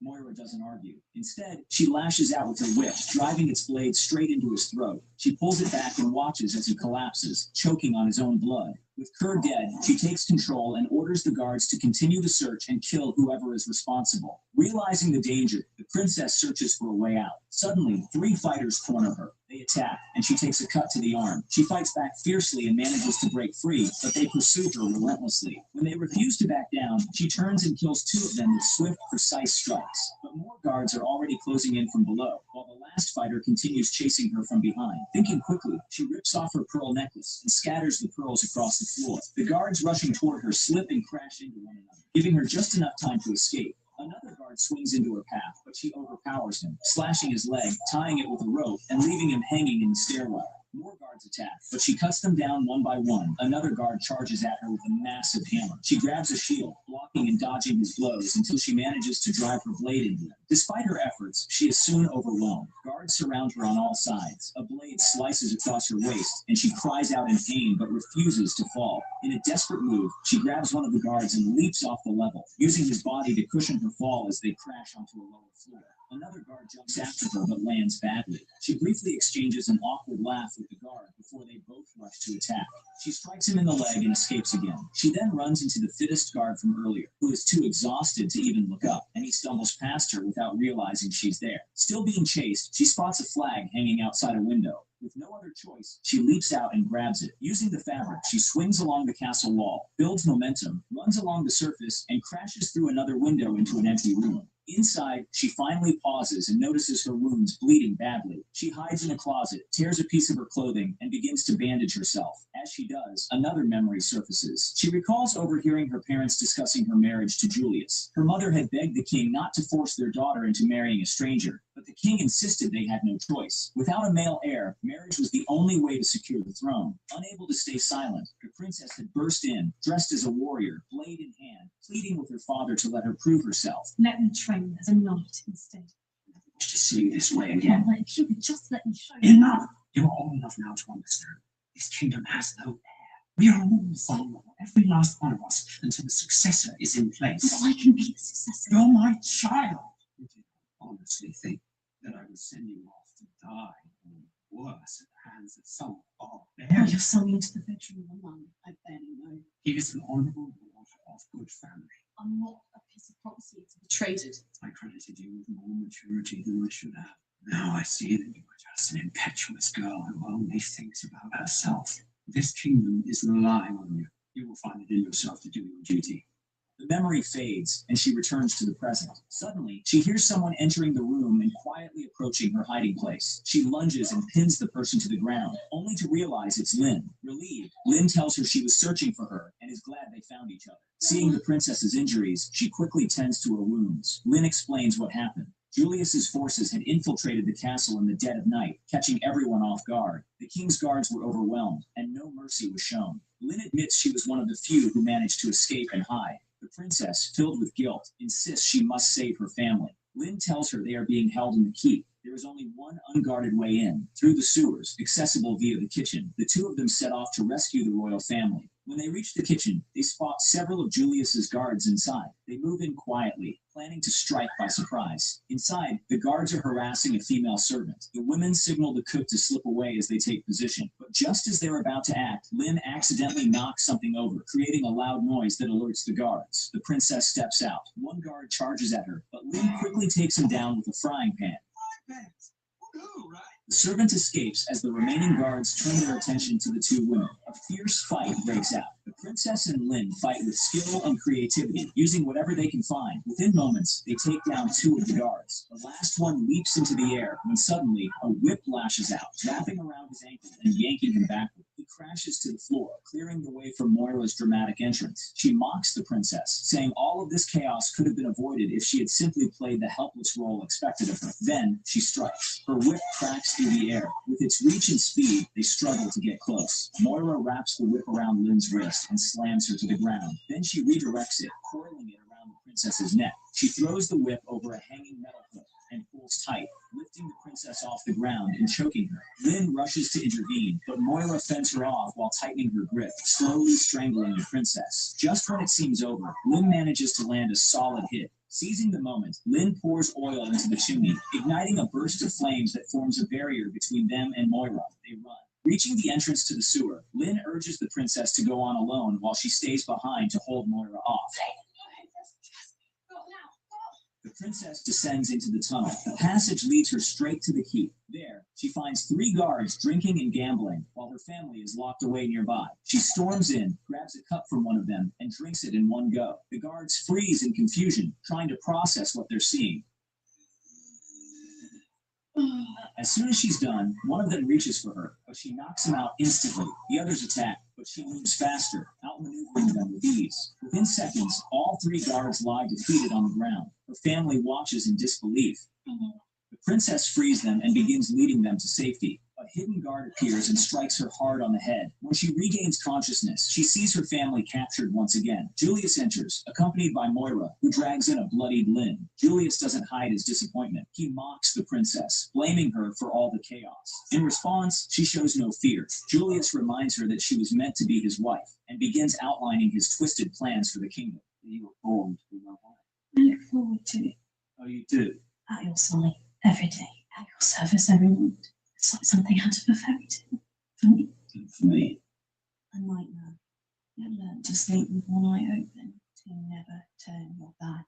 I'll be in heaven, just thinking day and night, ways to kill you. And you'll be in hell, wondering when it's coming. And you know that it will be coming. Because you know that I'll never rest, never idle, never stop. Until I'm standing above your corpse, holding in my delicate, manicured hands your still beating heart. Moira grows tense, but Julius is done playing games. Realizing the princess will never submit, he reveals his new plan. Turning to her younger sister Violet, he decides she will take her place instead, believing she will be easier to control. The king pleads with him to reconsider, but Julius refuses to listen. At that moment, Lynn locks eyes with the princess, silently signaling a plan. Julius orders the princess to be executed. She kicks a sword toward Moira, creating a distraction. Lynn uses the chaos to break free and grab Violet. Then they escape into the secret passageways. The guard hurls the princess out of a window, sending her plunging into the sea below. She sinks deep into the water, losing consciousness. In that dark space between life and death, memories flood back. And always remember, princess, the real power is not from your need, but from your heart. Then suddenly she awakens. Refusing to die, she spots a sharp shard at the riverbed and uses it to cut through her bindings. Free at last, she fights her way upward and breaks through the surface. Back at the castle, Julius hastily arranges a forced wedding ceremony. He gathers the nobles and townspeople, compelling them to attend. And where is Violet? Find her now. Soldiers spread throughout the castle, searching every room and passageway. Meanwhile, the princess makes her way back into the tower through the secret passages. A massive soldier suddenly blocks her path, but before he can strike, a heavy statue crashes down on him. Violet steps out from behind it. The princess rushes to embrace her, overjoyed to be reunited with both her sister and Lynn. With guards still sweeping the castle, Lynn leads them to a hidden storeroom prepared for times of siege. They arm themselves with swords and breastplates, ready to confront Julius and his forces head-on. Violet insists on fighting alongside them, but the princess gently refuses, promising to train her properly one day. For now, she wants her to stay hidden and safe. In the chapel, Julius loses patience. Pressing a sword to the queen's throat, he demands that she call out for Violet. The queen refuses. It may come to that. At that moment, the princess and Lynn launch their attack. Guards flood the area, charging toward them in waves. The princess cuts through them with precision, while Lynn provides support with bow and arrow, taking down enemies from a distance. Julius and Moira watch in shock as the princess appears once again, alive against all odds. Moira assures him that this time she won't escape death and readies her whip. She sends more guards forward while waiting for the right moment to strike. The fighting intensifies as more soldiers rush in. Lynn continues picking them off from afar, but as their numbers grow, she switches to close combat, drawing a double-edged blade and cutting them down with deadly efficiency. When heavily armored guards join the fight, the princess quickly recalls their weakness and points out the exposed areas. Trust me. Using this knowledge, they bring the armored soldiers down with ease. Meanwhile, Violet quietly slips through a secret passage into the chapel. Moving carefully, she crawls toward the prisoners and begins cutting their bonds. She hands Kai a blade, giving him a chance to fight back. But Julius senses something is wrong. Trusting his instincts, he moves silently through the chaos and suddenly grabs Violet from her hiding place. Dragging her to the altar, he orders the priest to begin the ceremony immediately. From outside, the princess and Lynn see what's happening and realize they must act fast. Lynn suggests they split up, and they do. More guards charge at Lynn, but she dispatches them skillfully before making her way into the chapel. There, she comes face to face with Moira and her remaining forces. Brutal fight erupts, throwing the ceremony into chaos. Seeing the disruption, Julius abandons the altar to join the fight. Seizing the moment, Kai rallies the crowd, and the captives scatter as he joins the battle. Amid the confusion, the king makes a desperate move, lunging at Julius, but Julius strikes him down and slashes him with his sword. The princess finishes off the last of the guards and rushes toward the chapel, but Moira steps in her path. The two lock eyes. I underestimated you. That's okay. I'm used to that. And a one-on-one battle begins. Moira immediately takes control, keeping her at a distance with her whip, forcing the princess to dodge. Every attempt to get close is shut down. When the princess tries again, Moira lashes out, wrapping the whip around her sword. After a brief struggle, she yanks it free, disarming her completely. But the princess adapts quickly. Changing her approach, she dodges another strike and catches the whip mid-swing. She turns it against Moira, striking her and driving the blade-tipped end into her neck. She wraps it tightly, throws the other end over a nearby bracket, and pulls with all her strength, choking the life out of her. At the same time, Lynn confronts Julius. Guards attempt to ambush her from behind, but she counters and takes them down. Julius strikes, driving his blade into Lynn from behind. Kai shouts in horror. Hearing the cry, the princess grabs a sword and rushes into the chapel. When she sees Lynn fall, she collapses to her knees in tears. Julius picks up the king's crown and places it on his own head. The princess quickly regains herself and urges her family to get to safety. Then she faces Julius. Their blades clash as they engage in a final duel, but Julius proves difficult to overcome. He counters her moves effortlessly and taunts her. Your parents wept the day you were born. They were so upset you were to move. And I heard yours wept for the same reason. They continue trading blows. Julius pulls a knife with his free hand and stabs her in the thigh. He grabs her by the throat, ready to end her, then pauses when he notices her family and the townspeople watching. He throws her to the ground and uses the moment to gloat. He begins boasting, calling the kingdom weak, and declaring that he will rule through fear and brute force. As he speaks, the princess remembers Lynn's words. In one swift, decisive move, she rises, disarms him, and slashes across his neck. Silence falls as Julius's head drops to the ground. The princess stands victorious. She picks up the crown and returns it to the king as he approaches. He orders the chapel bells to be rung as he declares that a new heir to the throne has been born. The princess kneels, and he knights her before announcing that, from this day forward, the girls of the kingdom will shape their own destiny. He admits he should have trusted her. I have never been more proud. We are all of us. You bet. I was wrong. I should have trusted you.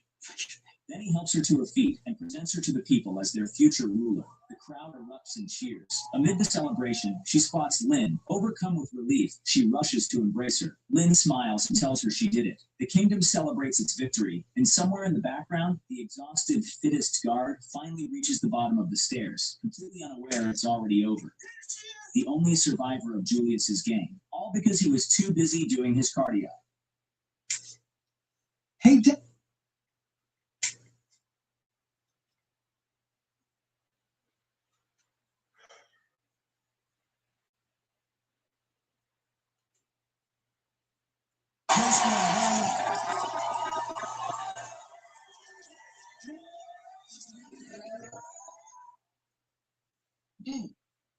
Girl, you just like these glasses.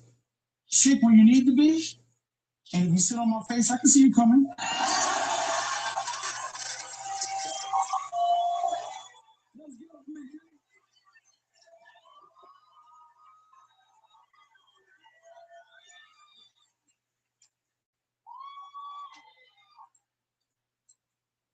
Yeah, I just gave you a chance. Now it's your turn to give me one. She said, I must have did something to her before she was mad.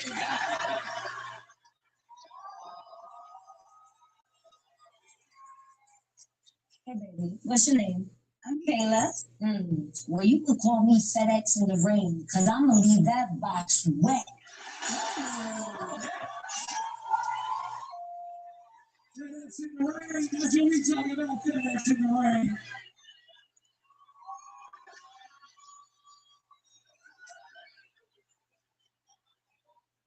I just gave you 2 chances.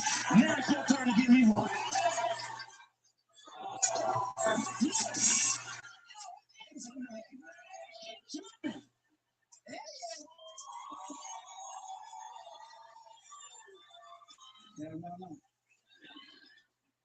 Why did the chicken cross the road? I don't know. So you can get your number?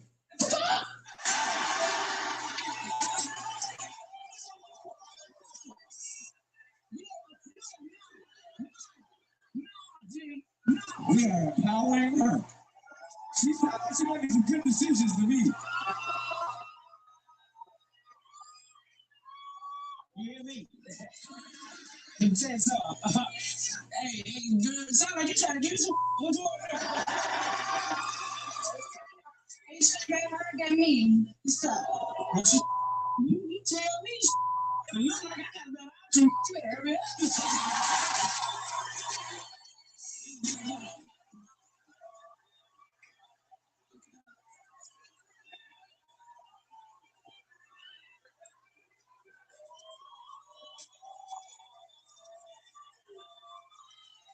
Shorty, I see you got this 2002 ass outfit on. Why don't you taste the flavor of love? Take it in.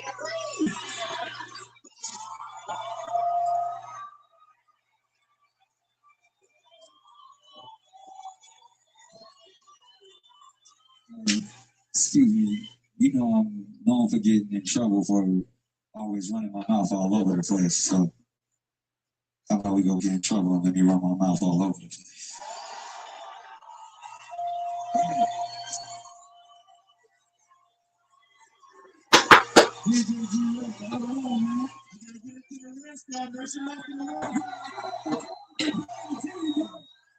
Start this up with the Black Squad, voila.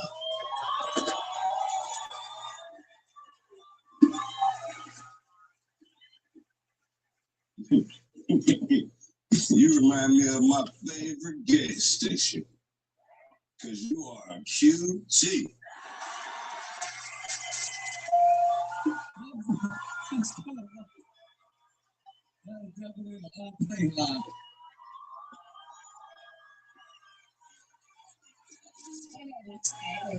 a little poem for you. You want to hear? Okay, here we go. Roses are red, violets are green. 2 + 2 is 5, and 3 + 4 is 8. Nah, Justina, I think you made a mistake. Oh, well, when I get around you, I can't even think straight. Get it together. Think straight. That means he's gay. Yeah, I got it.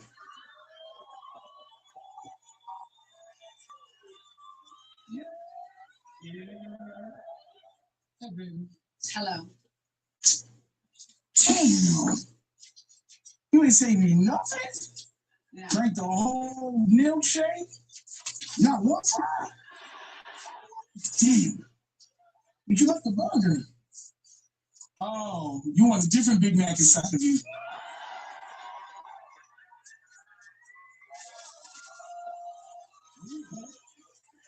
Give it up to PC.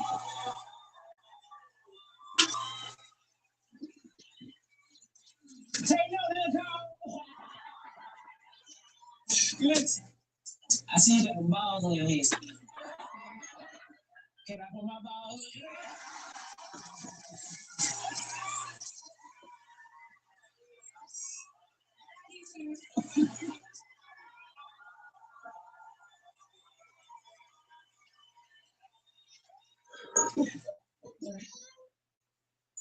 Excuse me, I think I'm a little lost.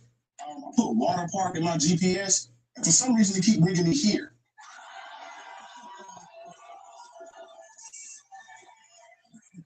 Stupid.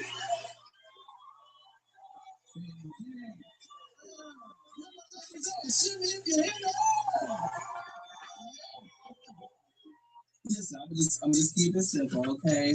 You know, because you're so beautiful. Like, you kind of remind me of Ariel, so can I be a part of your world? Please.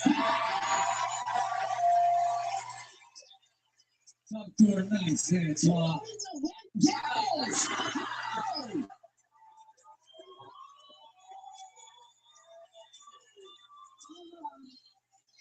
I ran out of groceries. Can I eat some more?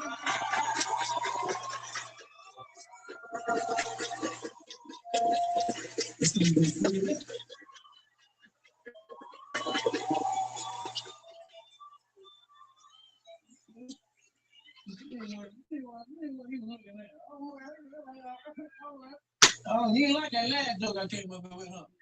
I know what you need. Go ahead, and do it.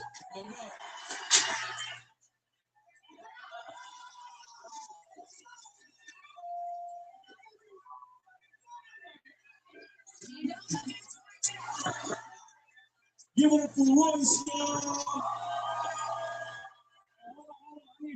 I need you to rock with me. Give me a clap real quick. Hold on, wait. Here we go. Who will do like I do? That's where you want to shine. You can see my love. Who don't listen?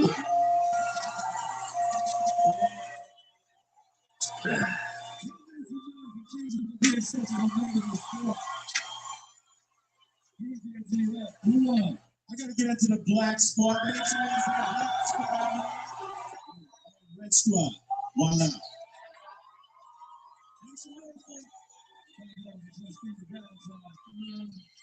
don't even like what they put me in today. I'm not feeling myself. What? Can I feel you instead? Red squad.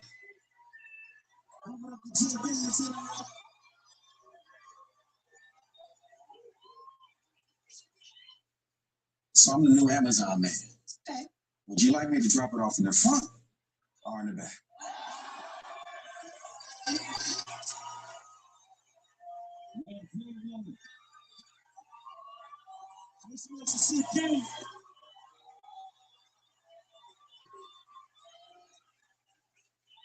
I said, baby, you deserve to get some good loving every night. For a big one like me to do right. CK.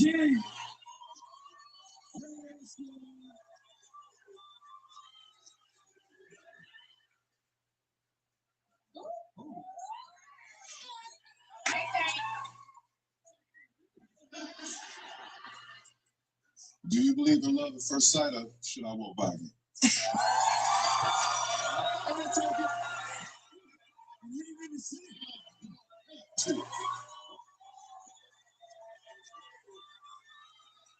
What's up?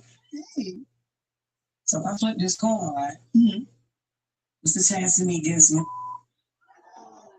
It's 50%. Or if I give it out of this.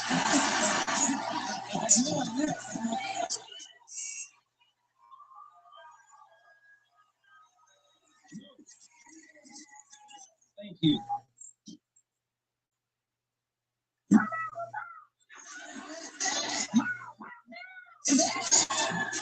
Sorry, baby, I'm a cat whisperer.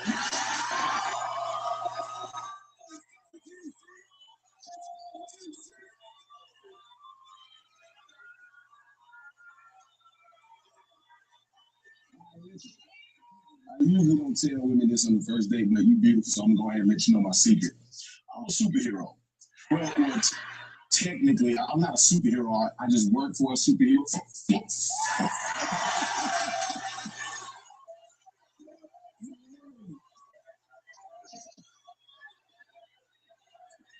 My bad. His hammer.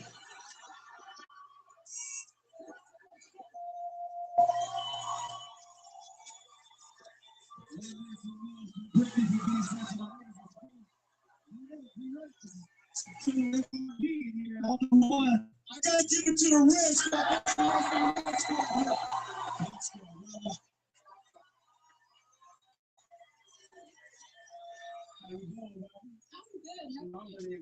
So I'm just spit one of my pieces to you.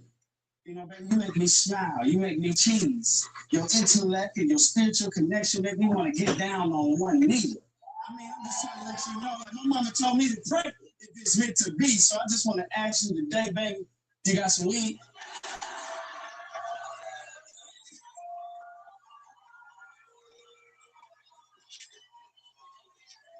You got me, right? Yeah.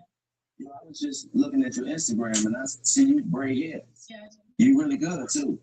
And so I was just wondering if I could sit between your legs.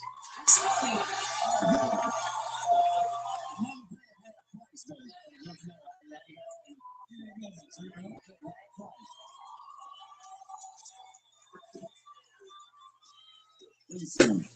Sierra Leone, West Africa? West Africa? Yeah. Look at me. I am your boyfriend now. No, you're not. That's it?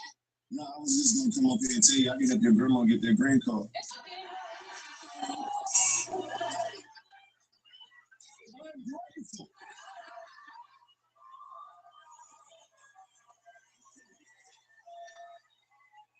You know, I usually prefer sunrises over sunsets, but I'd gladly watch you go down.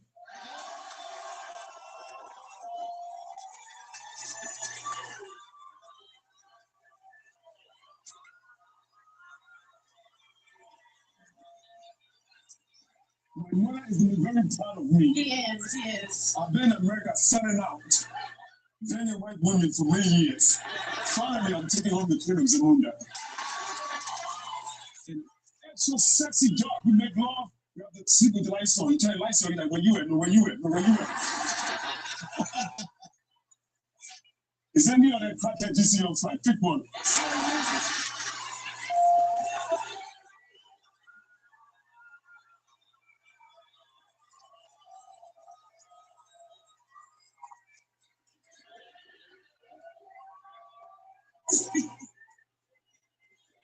Everybody came up here and wanna holler at you. Nobody wants you. You look like Michael Blackson with a wig on.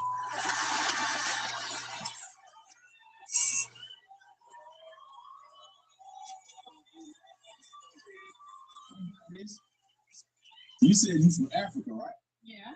Okay, so I know in your country, before a man makes a girl his woman, he has to present the family with a gift. So I took the liberty of gifting you a goat.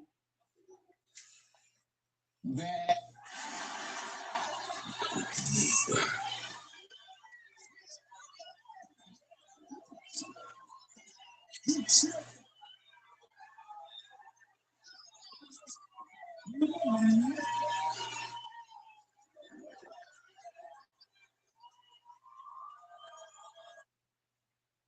Hearty food makes your stomach full, but eating together makes your heart full.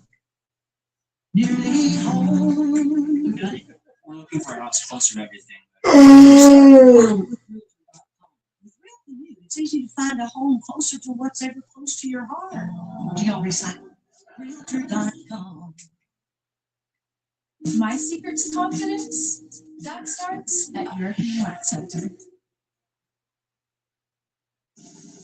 Chevy trucks are the thing. Chevy people in Earth. They don't need permission to get going. They all have that little extra circle. And maybe you got it too. Chevrolet together.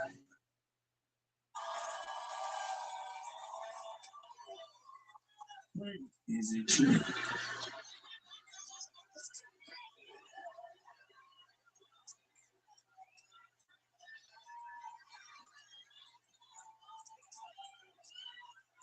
Let's see if we can make this happen. Not trying to get her pregnant. You ain't never tried. You never tried. It just happens. Yeah.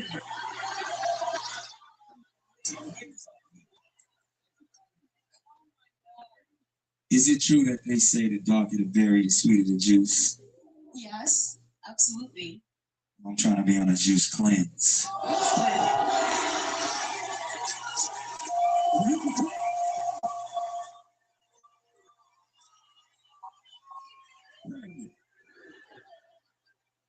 That's hilarious. DJ T-Rex, go on. Y'all gotta get up to the red spot.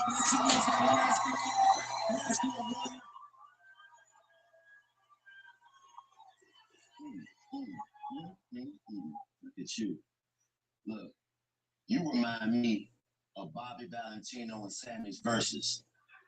Because you're the baddest one I've ever seen.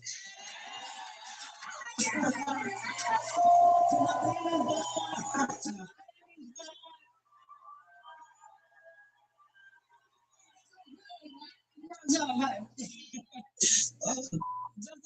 you look when you black.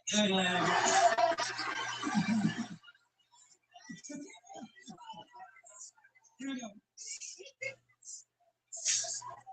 Unos, dos, tres, cuatro, cinco, seis, siete, ocho, nueve, diez. Basically what I'm trying to say, no matter what language I speak, you're a 10.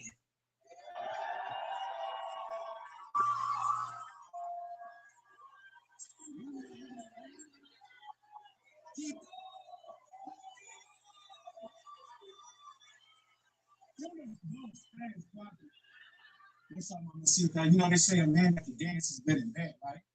And I'm a salsa king. So I need you to repeat after me. Do as I do, okay? Okay. Take 2 steps to the right, hey. 2 steps to the left, hey. Take 2 steps back, hey. Put your right hand up.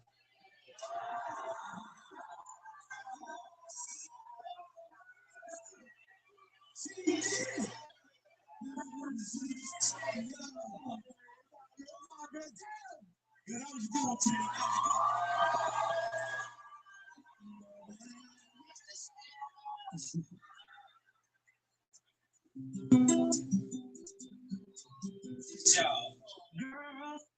do you got some quarters?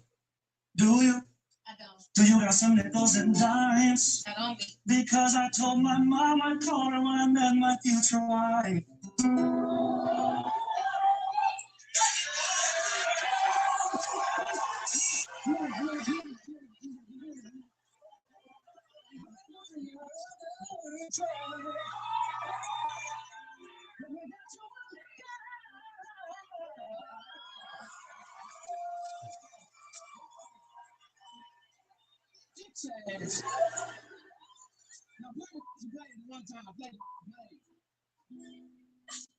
You got any like nickels? You got any like dimes? Not right now. That's crazy. I told my mom I was gonna change when I met a woman like you.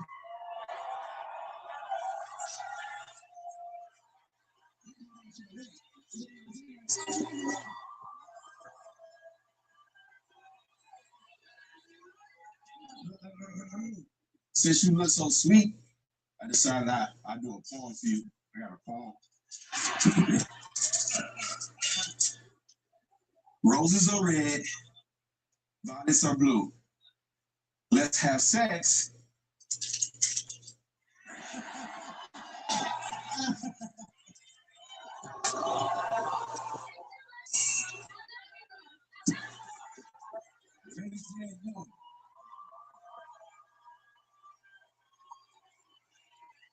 Sammy, I'll be up there singing these songs.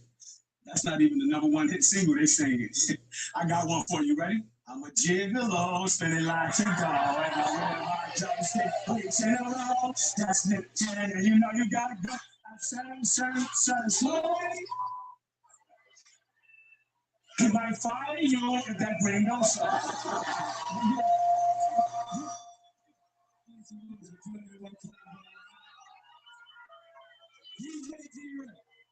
Before they start calling HR.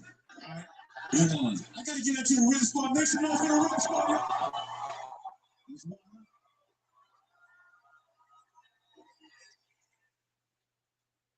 So what's you? Nothing. What's up? Want to play a game? Yeah, sure. I love games. I give you all this you to make the water touch the stage. Really? Yeah, I got you. Okay. There you go. Okay. You ready? Yeah, let's go. And it's what? That's because you will tonight.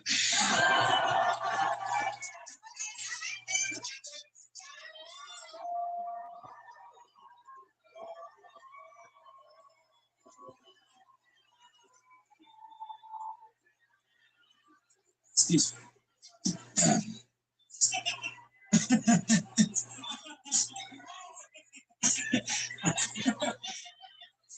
Sorry, I left my wheelchair at the house, but when I see you, I can stand before anybody.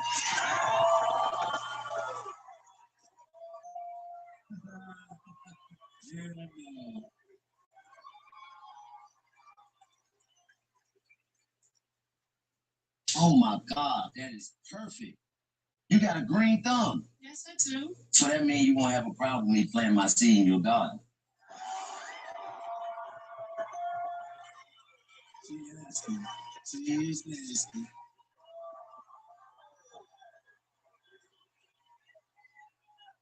Good, Shorty. What's up? What's going on? Nothing. So you see, I keep changing up my look. I got long hair and all that. Mm-hmm. So just like my little bang, I'm trying to bang you, yeah?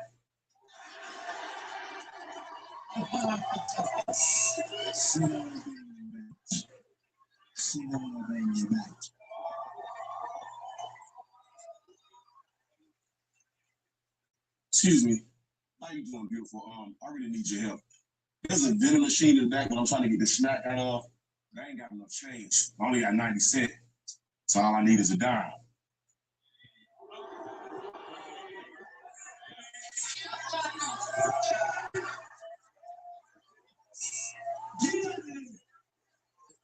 I don't know why you won't let up. I'm talking about you. I really need a dime.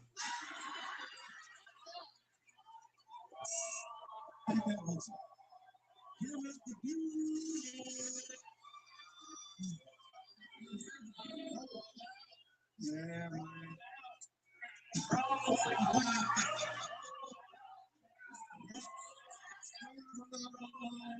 No, yeah, you know I got in an accident, right? Messed me all up. Yeah. Got a lawsuit coming though, $50 million. What you trying to do? Nothing. You don't want it?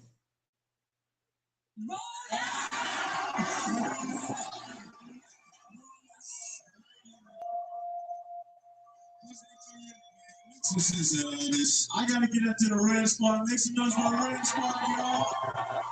Black squad, brother.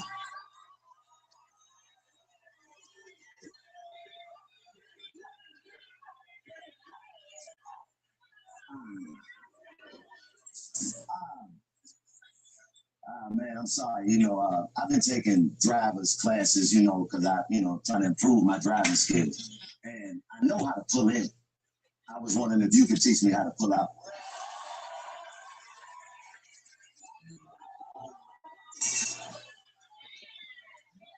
How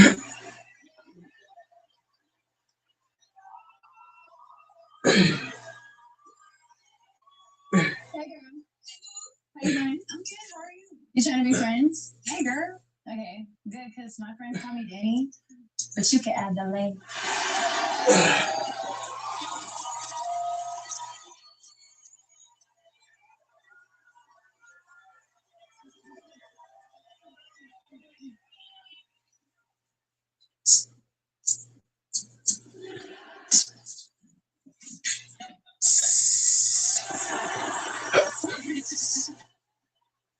see the ball.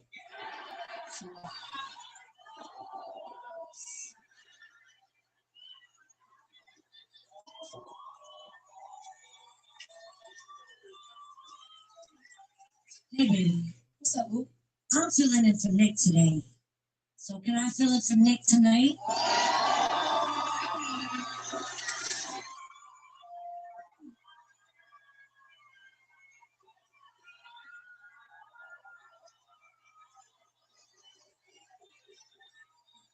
I know it's a comedy show, but I want to turn it to some poetry. Yeah, I'm gonna snap it up for me real quick. Look, I know you're a wild and out goddess, but baby, you so modest. I mean, can I be your detox in a world so toxic? I mean, you're beautiful. You know what I'm saying? But that's an understatement. To everybody else, you Amazon, but to me, you're amazing.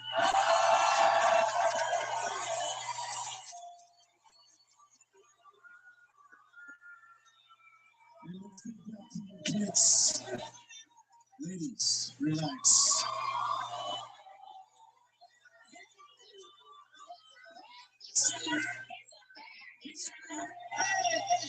You look smart. I am. All right. So, girl, you like my username.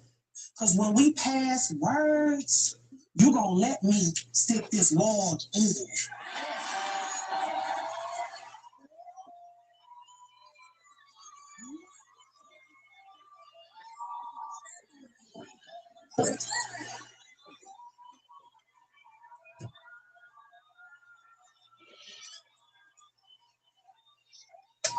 I actually wrote you a poem too, so can I get a... See, you are so beautiful, it's something we should speak about. If I told you what I want to do to you, they would bleep it out. When I look inside your eyes, my inner freak comes out. Are you a waitress? Because I want to give you this tip after I'm done eating out.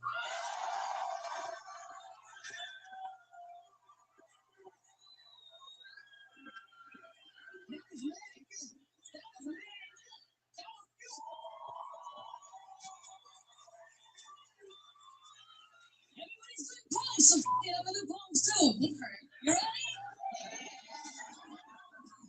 Girl, if you were a blunt, I'd never pass. They call me or mash, but you can call me or smash.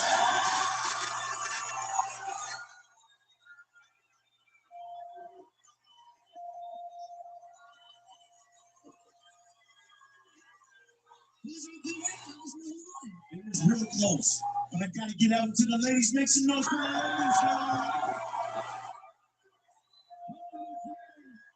We're gonna play a classic game. Y'all know. We're gonna put a new spin on it for the battle of the sexes. It's called Let Me Holler. Oh yeah. It's just you can step off on here. We'll take the opportunity to holler at us. We're gonna bring out the wild and out goddesses with our new tops. Y'all make some noise for them right now. And just we get to decide if you like the pickup line, we go green and D-Rep will hit the bell. If we don't, we hold up the red and we'll get the buzzer. You ready? Yes, I'm ready. Let's go, Jay. Ladies, wild.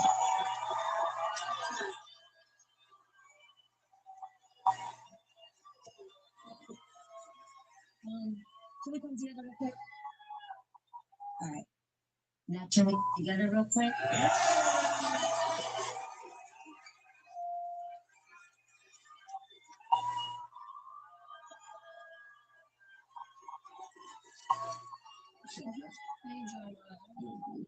I just want to say, since you up here, dressed like a bottle of Pepto-Bismol, my heart burns for you.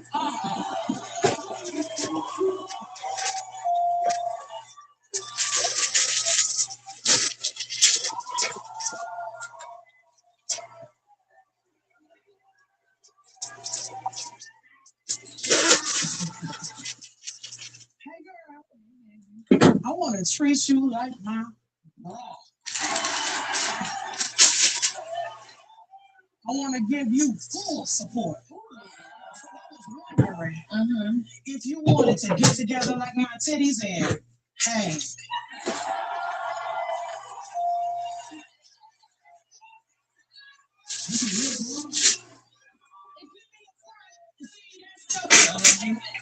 It's like a hammock.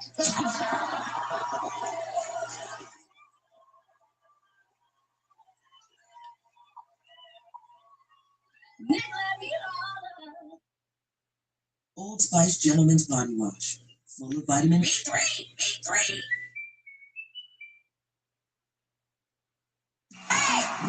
Guess what? Learning is no longer in one set place or on one set pace. You just found a real winner in the car rental game. Get real horsepower. Rent premium cars at affordable prices from 6. Yep, total no-brainer. 6. Rent the car. Doing the heat on the sweat, water might not be enough. It's not enough. Liquid IV replenishes you with electrolyte.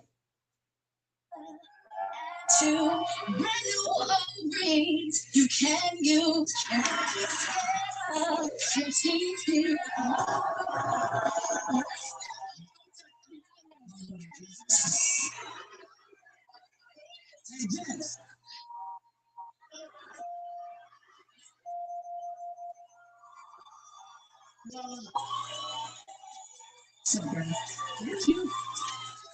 Tennessee?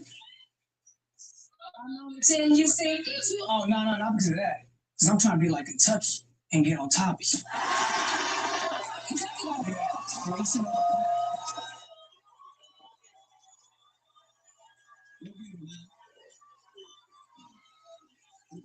So is you. So what you? Are you smarter than the 5th grade? I think so, yeah. Spell me. M-E. You forgot the D. There's no D in me, though. Not yet.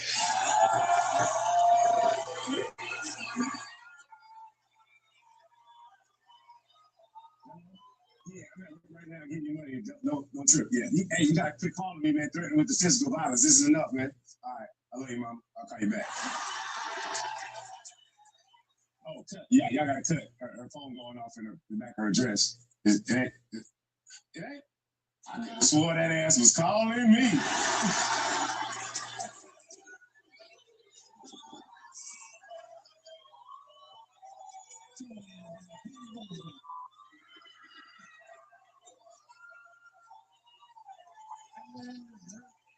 So bad. Jesus. Killing myself. Probably going to get surgery on this old back of mine. Carrying all this around. And you can save me a bunch of time and money and just let me give it to you.